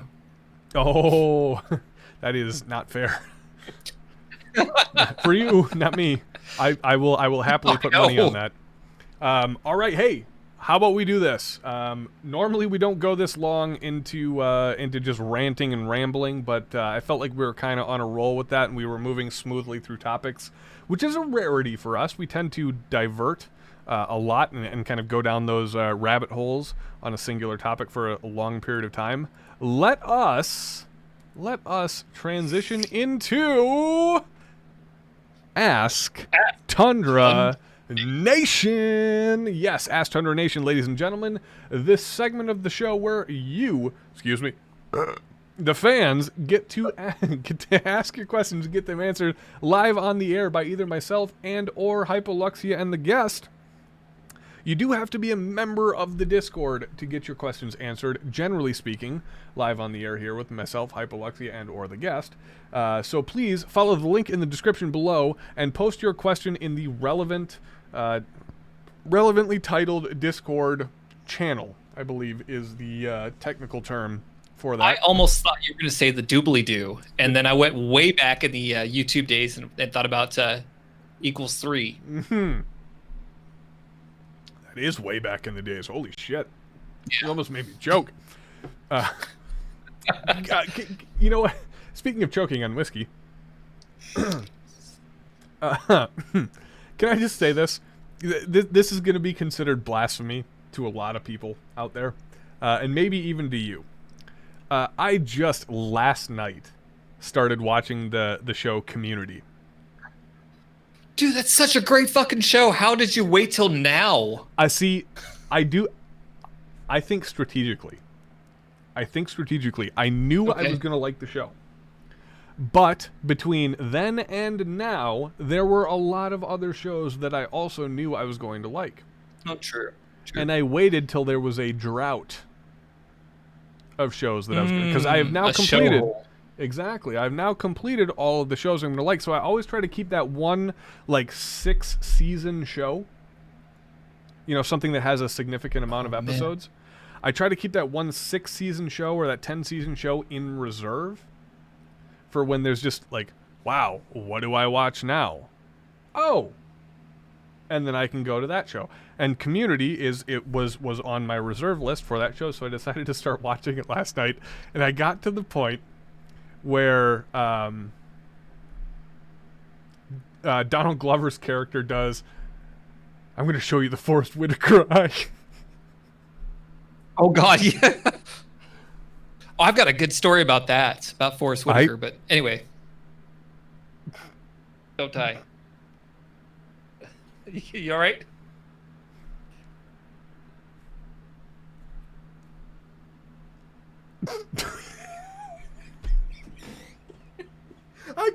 I was crying for like 10 minutes after the face that Donald Glover's character makes. Oh my God, it was so on point with the whole Forrest Whitaker eye thing. Like, I've seen the meme, like I've seen the still frame of the video that I watched, you know, of the show that I watched last night. I've seen the still frame, but the way he transitions and his facial muscle articulation is the word I'm looking for. How he raises his lips, cranks down his right eye or his left eye. It's just beautiful. Like, that is as Sir Patrick Stewart would say, acting. It was just acting. It was great. It was actually more of a Sean Connery, honestly. It was really good. He went full Sean. Yep. All right, so let's dive into Ask Tundra Nation. Oh, go ahead. First question of the night actually would be, will you be my Troy to my Abed? Always. Always. Good. Okay. Donde está la biblioteca? All right.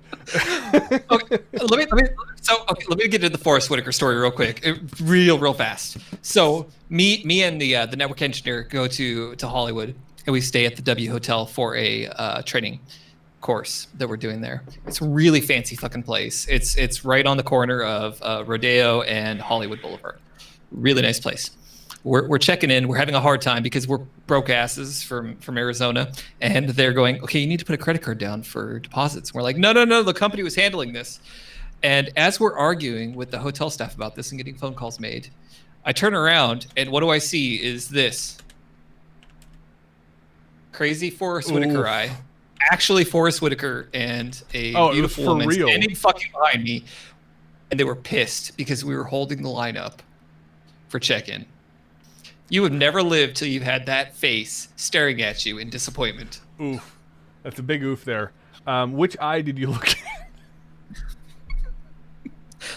He was only half disappointed in me. I wish I could do that for, like, just comedic effect. All right, let's dive into Ask Tundra Nation, the segment of the show where you guys, the fans, get to ask questions, get them answered live in the air. You do have to be a member of the Discord. Please join the Discord via the link in the description below. That was not bad for being drunk as shit. I've gotten good at this, being drunk. You've gotten great at this. Actually, I've gotten really good at being drunk. I've gotten better at speaking while being drunk. I was going to say, yeah, the drunk part is what you got really good at. The first question comes from a new name, at least a name that I do not recognize on here because I am drunk significantly and quite often. And this comes from Punisher. Please tell me you don't have Punisher skulls in your guns, at least. He wants to know, or she, it's 2020, wants to know, plans on getting the Dagger 9 from PSA. Yes! Absolutely I have plans on getting the Dagger from PSA. And that has been another kind of, I don't want to make this like a shit on PSA segment, because once again, it's just a conflict of the times or a circumstance of the times. It's just something that I've been unbelievably frustrated about as a consumer and as a person who really, really wants to get a hold of that gun, review that gun, play with that gun, and shoot it. I get it. I understand completely why it hasn't come out yet. They probably have it totally done, but they're waiting on the capacity, they're waiting on the manufacturing, they're waiting. There's some set of circumstances that just not, that the check boxes haven't been ticked yet. and they haven't deemed it ready for market. 2 letters, 1 number, yeah. MP5. I'm waiting. Yeah, right. That's another one. Abso-freaking-lutely. And I will go so far as to say this. I could be speaking out of my ass again. Once again, do that semi-professionally every week, twice a week, here on the channel. So you guys shouldn't be surprised at this point. I will go so far as to say this, and I think, Hypo, you can agree with me. If you don't agree with me, please say so. If that gun works out of the gate, if it doesn't have AKV syndrome and have to go through a Gen 2, right? Because that was the bit with the AKV, is it was supposed to be the best thing, and then it didn't work. And then the Gen 2 came out, and it worked great, until Tundra Tactically got a hold of one. But now it works great again, hopefully.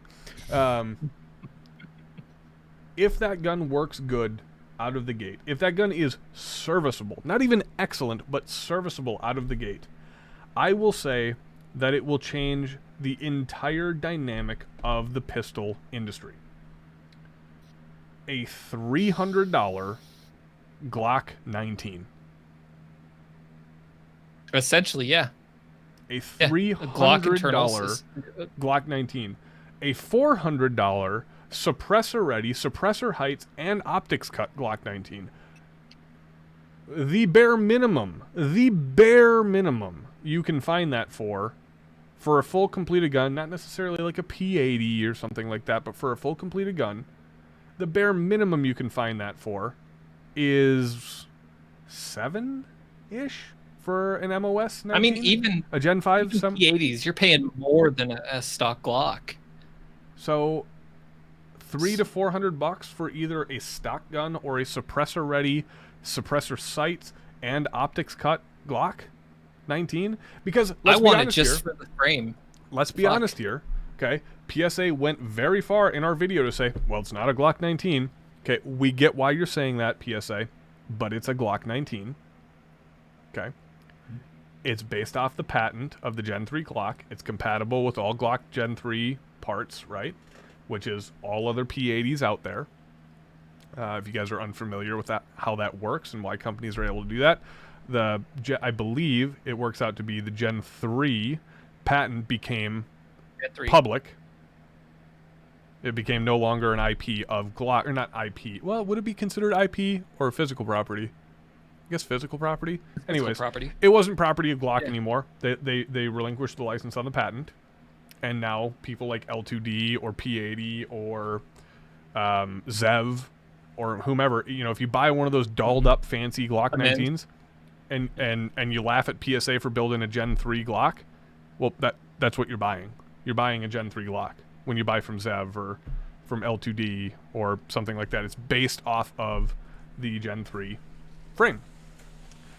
So when you look at the aftermarket Glock parts list / completed gun builds, you're looking in the realm of between $800 and $1,600 on average. Yep, freaking Gucci, Mario says. You're looking at between $800 and $1,600 on average. Now, PSA does what they do best, and they take that down a peg or two, and they put out something for $300 and $400 respectively. If that gun works, and I will say that based on my experience with the AKV and based on what I saw historically with the AKV, sometimes they don't always hit the nail on the head the first try, but they get there eventually, and they end up making a good product. Which, hey, you know, sometimes that needs to be the case. It could be argued that your customers shouldn't be your beta testers. I agree with that, but hey, that's what it is. If that gun works, I think it could break the pistol market. I really think it could completely upset the paradigm of what is a good pistol. We talk about the whole, it's just as good, because generally speaking, like when we give shit to the just as gooders out there, and there are some just as good guns that are actually just as good. When we give shit to those guys, it's generally based around a price point. Not necessarily a quality standard, because in most cases, not in every case, but in most cases, price determines quality. I think that most of you guys could agree with me out there And if you have a great example of how price doesn't necessarily determine quality and not just a personal bias saying, oh, my G2C has 4,000 rounds through it and it works just fine. Let's be honest here. Your G2C has never shot 4,000 rounds just fine. It just hasn't. Be honest. Don't lie to me. I know when you're lying. I wish Hypo was here to hear that. There are some instances that a just as good gun can actually be just as good. It's rare. What this will do is this will put a Glock 19 in the affordability range of the people looking at fucking Taurus guns. Okay? You hear that, Hypo? What's that? If I can articulate to you the severity of how much this gun could change the pistol market. I don't think that we've ever said this out loud. We've talked about this, but we've done it in a roundabout fact. But let me say it to you very bluntly and very directly. The PSA dagger, if it works like a Glock, will put a Glock 19 style handgun in the price range of people looking at Tauruses. Yeah. Tell me that will not completely upend the pistol market. Okay, so let me give you my thoughts on. You've handled it. We both played with it shot.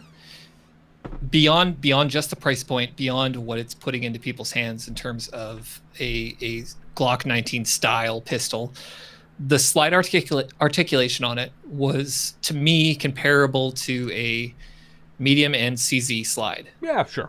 It was super smooth, and obviously it's a demo piece. The grip texture and stippling on it was velvet smooth. Yeah. I mean, it was good feeling. It was nice. Now, bear in mind the trigger was stock Glock compatible. I think possibly a little better. Bear in mind what we're looking at there is a cherry-picked piece of equipment. It was. But it was remarkable enough. We handled a lot of firearms during shot, and this one stood out to me because it was good. Not just as good as a Glock. Yeah. It was good, and it stood alone. If you put those two guns, if you blindfolded me, as unsafe as that sounds, and put those two guns in my hand, a Glock 19 and the dagger, it would take a significant amount of time for me to tell the difference, if I could even at all. Yeah, I think I would probably side with the dagger during the Pepsi challenge like that. Probably, I really honestly, would. Just based on how that gun felt and the condition of the models that we saw versus your standard Bones Glock. Yeah, that gun blows it out of the water. It has the potential to cycle faster and better, and that's from that demo again. Yep. That is the bit right there. You said it correctly. It has the potential to be. I was very impressed with what I felt, and at that price point. Thank you. Oh, you're not talking about me anymore. Oh, damn. No, that was a late night thing. Oh, okay. So you were impressed. Promise not to talk about that. No, it's fine. It's fine. Clearly, we're all friends here. We're all friends here. Okay. We don't judge, right? It's 2020. Oh no, that was. It will change. That was Tufu. The game. That's what he said about me. No, I'm sorry. This got real weird real quick. It did. That's what happens here on Tundra. Moving on to the next question.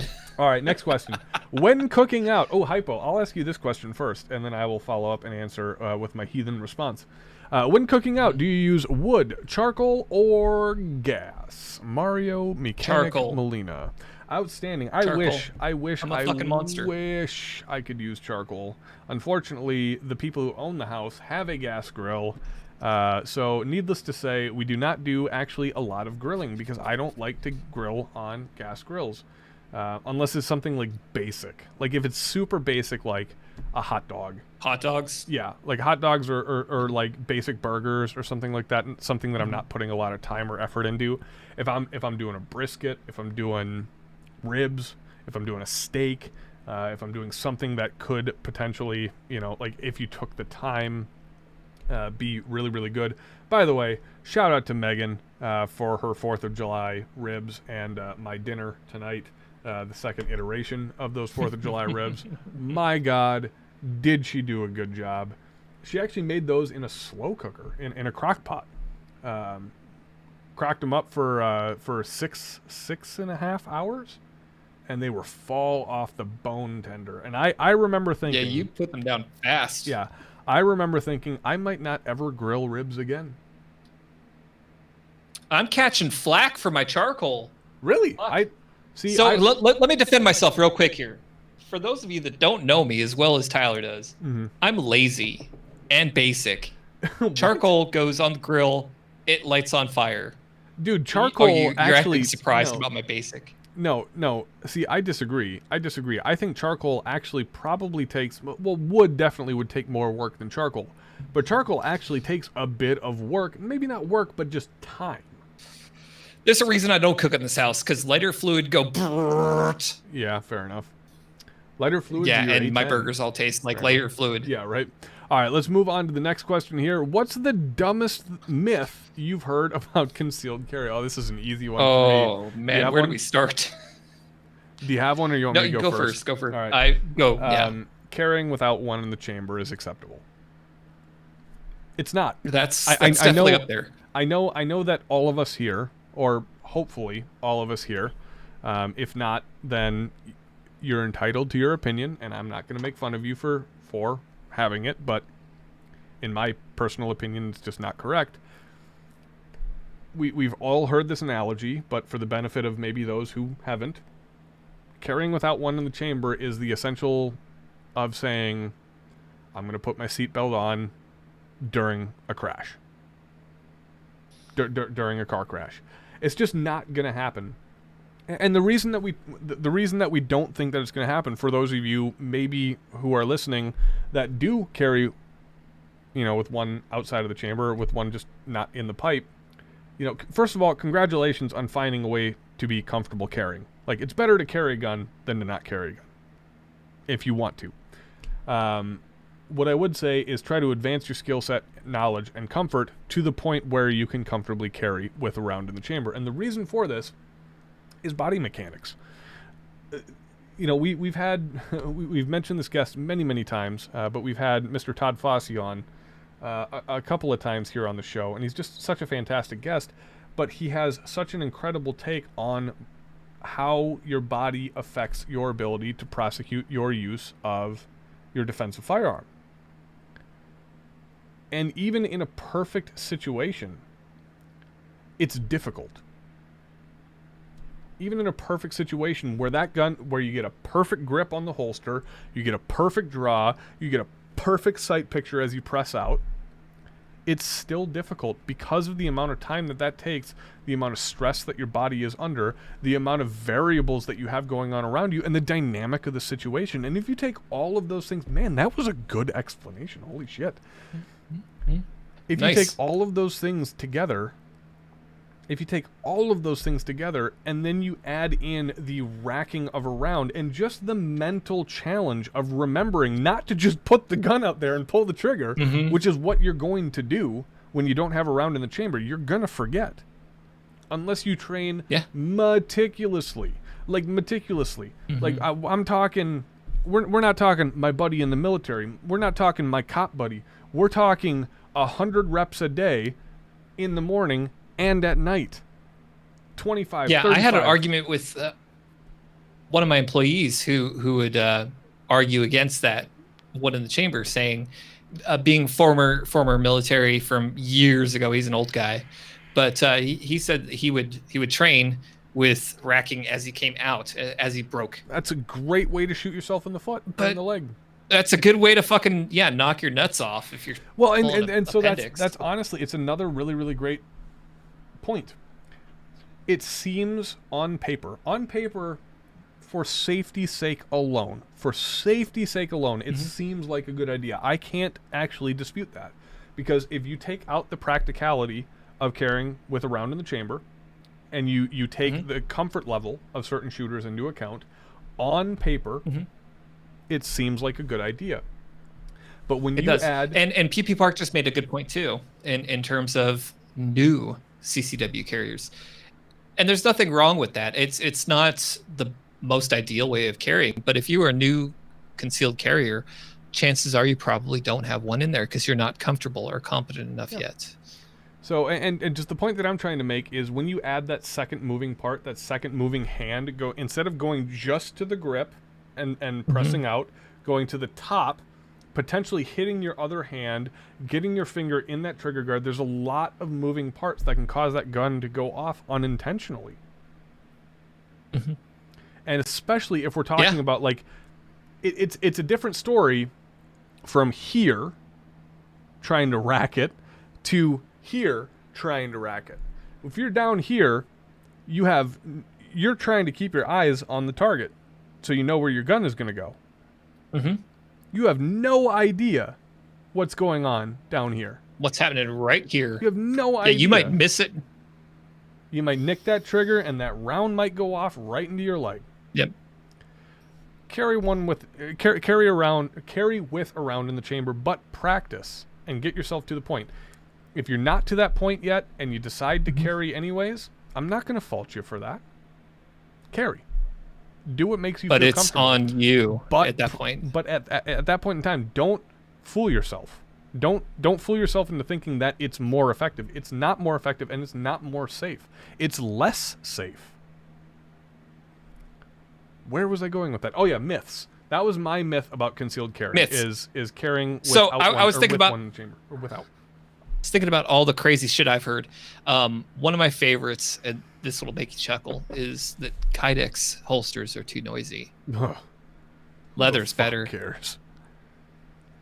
Yeah. You know, I'll be honest with you. Who the fuck cares? I've actually never heard that. Never once really? have I heard that. Well, yeah. I've heard it. One day you'll meet the guy that said it. Fair enough. Yeah, my absolute dead eyes response would be, who the fuck cares? You know, I stray away Sam from leather Fisher? just for the fact that it leather, like it I would think that would be more dangerous, to be honest, especially with a modern striker fire with no safety. Here's my if you got worn leather, it's gonna catch and blow your dick off. And here's my absolute response to that. I'm not using my firearm offensively, so why do I need to worry about stealth?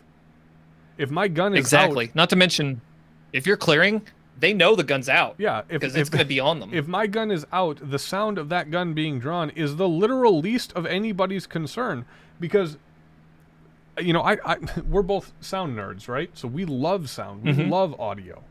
Okay? Yeah. But it doesn't override the visual of somebody going for their fucking gun. No, that's the loudest sound in the world. Everything stops. There is no sound. It's not the loudest sound in the world. There isn't any. You stop hearing things. The only thing that you see is the slow motion image of some guy's hand going down to his hip. It's what cops see. It's what military guys see. When 100%. When that AK starts to rise, that's all, you know, I mean, maybe not in slow motion. Yeah, I might be dramatizing it a little bit, but you get the exaggeration to make the point here. There is no sound. So sound does not fucking matter. I'm sorry. I'm taking a pretty aggressive stance on this. But that no, I mean, there's like maybe a 0.001% chance that could actually play into your survival. Possibly. Very I'm not going to say ridiculously I'm not going to say that there's minimal. Zero chance. But in the defensive use of a firearm, there is already a conflict there. So stealth is optional for this mission. To be fair, they're hunters. Yeah, okay. They're hunter fuds. So they're offensive in their approach, but it doesn't matter. I don't want to blow my dick off. I'll just say, like I said, if my defense in court is sound, I'm going to jail because it sounds like I'm trying to be offensive as opposed to defensive. Oh, I like how you use the word sound in there to play off of this. Because it sounds like I'm trying to. Next question. Probably last of the night, sir. Yeah, next and last question for the evening. What is a good IFAK/medical kit? And to that point, what additions/precautions do you make with having... Oh, great question. With having a small child to be more prepared with an emergency kit. Moose. So this is a question that I don't think that you can answer the second part of this question, Hypo, but why don't you take the first part of the question and I'll take the second. If you want to.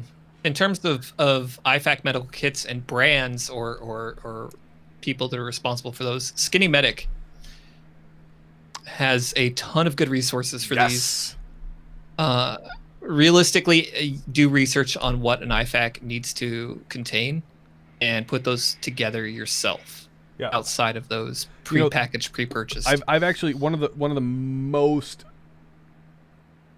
questions I get asked the most, and I'm not a great authority on this. Like, I did my CLS training in the military. I would consider myself maybe at the level of a competent amateur in terms of first aid and medical care. I'm not an EMT. I'm not on the level of like a Sean Heron or a Skinny Medic. You know, hell, I'm probably not even on the level of like a Brandon Herrera, and that's saying something. But I'm a competent amateur. My experience so far with questions is, what should I build, an IFAC or an AFAC, like an advanced first aid kit or an individual first aid kit? And like Hypo said, it depends on the circumstance. It depends on your scenario. Are you dealing with just yourself? Are you dealing with multiple people? Do you have a rig? Do you have a chest rig? Do you have a plate carrier? Are you running in a backpack? Do you have the space in that backpack? What's your priority? What's your threat? Are you treating, gross trauma? Are you treating, bumps and boo-boos? It depends. So when you ask those questions, you have to really understand, what are you preparing for? Now, with that said, I don't believe... it's not that I don't believe that there are any good offerings out there. There's a lot of really good offerings out there. They're just all very expensive. I believe that you could take part for part, just like with an AR, and build that kit for half the price with a little bit of research, like Hypo was saying. Watch some Skinny Medic videos. Watch some of the We Like Shooting guys, Sean Heron's videos. Sean Heron. On his medical training. Sean is,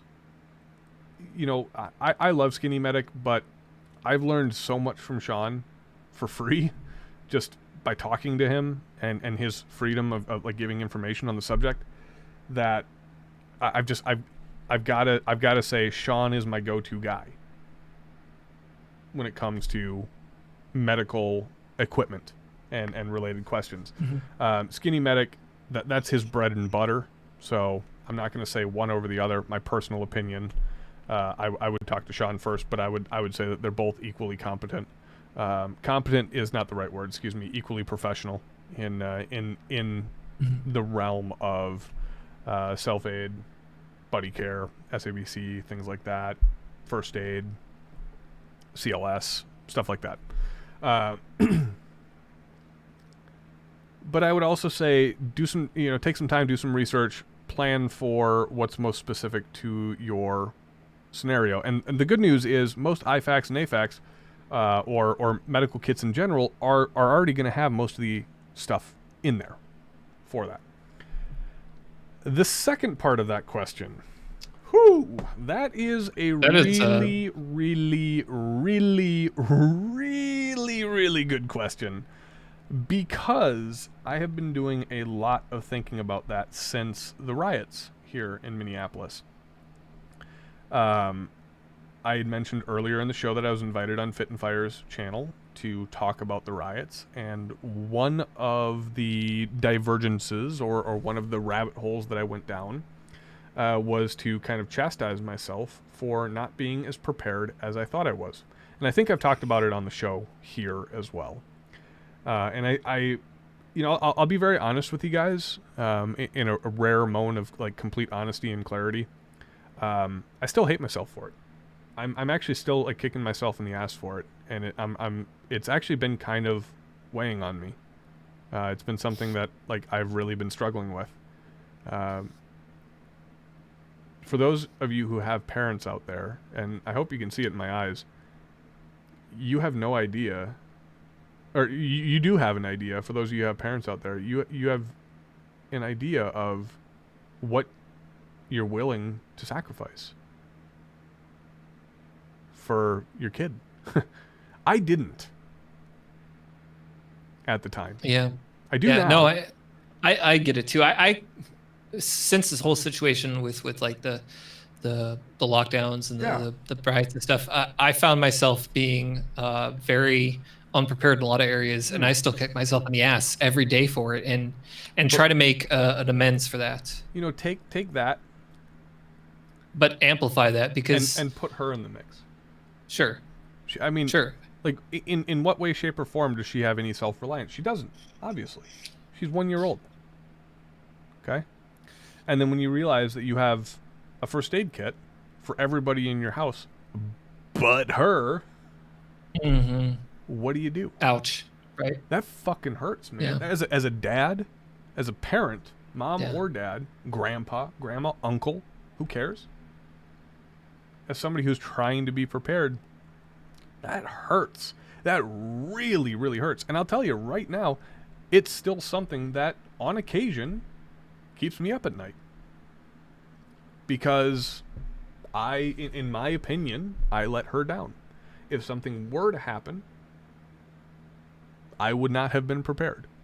Now, granted, my rational statement in all of this is you can't be prepared for everything.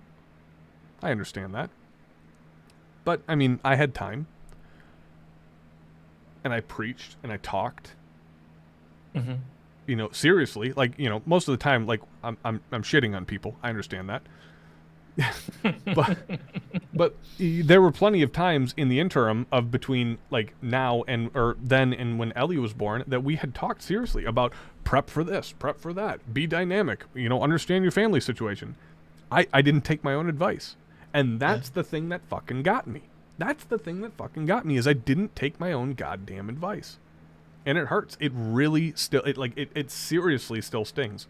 There have been times where I just have not slept and just stayed up the entire night, not liking myself very much because of that. And I think that that's something that in some way, shape, or form is not uncommon for a lot of parents. Some way, shape, or form, they feel like they let their kid down early on. And I think that this is my specific instance. So I'm not like mental health wise concerned about anything, but it's just, it was concerning to me.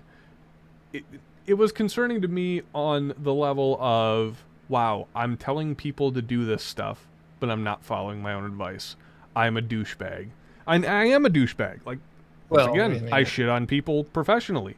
Like, I pull my pants down every week and I drop a giant deuce on the Yankee Marshall, or on Nut and Fancy, or on 45 ACP shooters, or 40, owners, whomever me and Eric feel like picking on that week. I get that.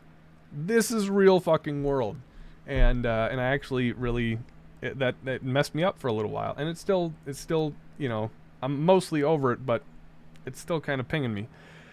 So he asks, like, and to that point, what additions and precautions do you make with having a small child? I'm going to transition this interesting portion of the conversation into a possibly controversial point.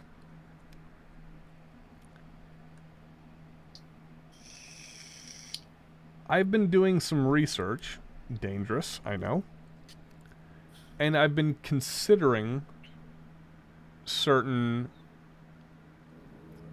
things, because, like, let's be honest here, a Band-Aid is a Band-Aid, right? A Band-Aid for an adult, for the most part, is a Band-Aid for a child.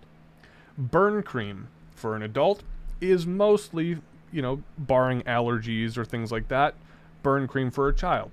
A splint, for the most part, maybe a finger splint can be used as a limb splint for a child, a small child, but still, a splint is a splint.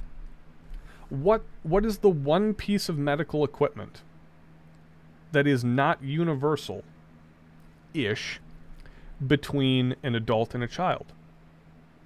Can you guess? I'll give you a... My it's very CPR important. certification say that, but It's very important, but we're talking about a piece of physical equipment. Can anybody... Quiet, Megan. Can anybody guess? Michael M. gets it. Tourniquet, huh? A tourniquet. So, the tourniquet that I carry, or the tourniquets, excuse me, that I carry... breathing mask is great. It is great, actually. They are not applicable to an infant. A cat's tourniquet is not effective on an infant. My cats will only go so small. Not only that, but it's too much surface area. Good point, yeah. A rat's tourniquet, on the other hand, something that we completely discount as unbelievably... I have one. Yep. Something that the general community completely discounts as being an unreliable piece of garbage equipment for adults. I'm starting to think that there might be a market for infants there. I carry one for my dog, so... Same, but honestly, is it... I mean, yeah, different species and all that shit, but if you really boil down the physical specs, is it really that different?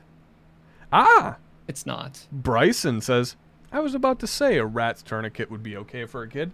So that would be my biggest change. That, and I would probably add certain comfort items to more of an advanced first aid kit. Just something like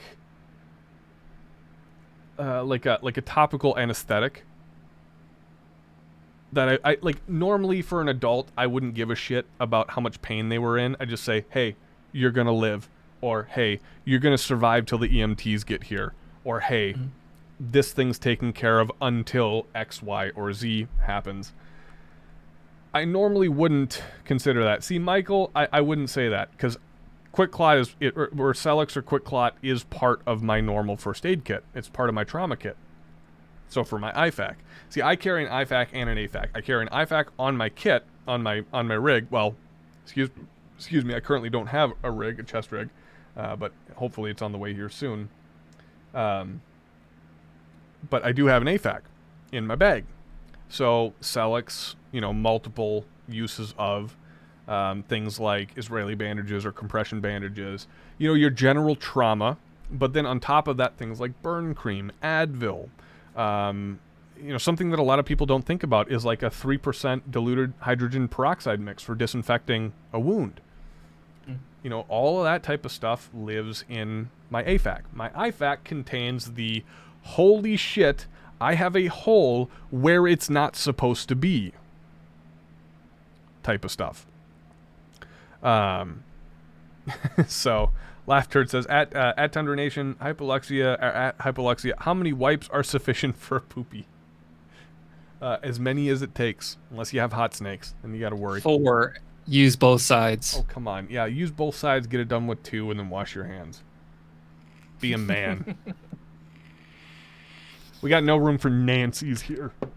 Hypo. That's right. All right, I think that is a good place to end it. That's about it. I think that is a good place to end it. We're 13 minutes over time. That's pretty much on par for the Tundra Nation show. The 6th episode. I keep forgetting what episode we're on. I am literally on the edge of my seat, and we're 2 hours and 13 minutes into this. I am having so much fun. I wish I could go. I wish I could go longer. That's what he said to her. That's what she said to him. No, it'd be the other way around. I wish I could go longer as he's crying. This has never happened before. Please, Megan, don't give away my secret. Too late. Yeah, too late. Anyways, guys, thanks for tuning in to this, the 6th episode of the Tundra Nation. I will say this to you, good sir, party on, Garth. Party on, Wayne. Outstanding. Don't worry about it, Megan. If you didn't get the joke, you don't need to hear it now. Definitely tell him when you tell me the question again. Nope. So. Come on, tell me. Nope. So I can give it away. I'll mute the microphone. I will mute the microphone. And 9 months later, yeah, right. Tyler's a daddy. Hey, at least I proved I wasn't sterile. Guys, thank you very much for tuning in to us tonight on this, the 6th episode. I will say this once again as the post-roll credits, or post-roll ad. We need your help. We really need your help. We've been essentially systematically demonetized, save for the most recent couple of videos. If you guys do feel like monetarily donating to the channel, it would be seriously appreciated. I do not have a day job. I do this for you guys. I'm on Discord 24/7 pretty much, or close to, and I pretty much live for the Tundra Nation. I create the videos, Hypo puts on the live stream with me, and we need money to help make that happen. We would love to say that we are a fan-supported channel that is not reliant on the entity that is trying to censor our content for revenue. So if we had 5, 6, 7 more people that either donate every week or, you know, hop on the Patreon at the $10 to $20 mark every month, we would start to achieve that self-reliance. Not completely, but we would get to a point where we could feel comfortable. And with all this demonetization, granted, good things on the horizon, but in the interim, we are asking for your support. So thank you very much, guys, for tuning in this week. We will see you all next week. Oh, by the way, you can do that by finding us on Patreon at patreon.com/TundraTactical and using direct PayPal using the email address tyler@tundratactical.com. We will see you guys all next week when Hypo, what don't we know? We don't know what we're doing. We don't know what the fuck we're doing. We'll see you guys then. Bye. Oh, wait, we didn't toast. Cheers to you guys. Bye.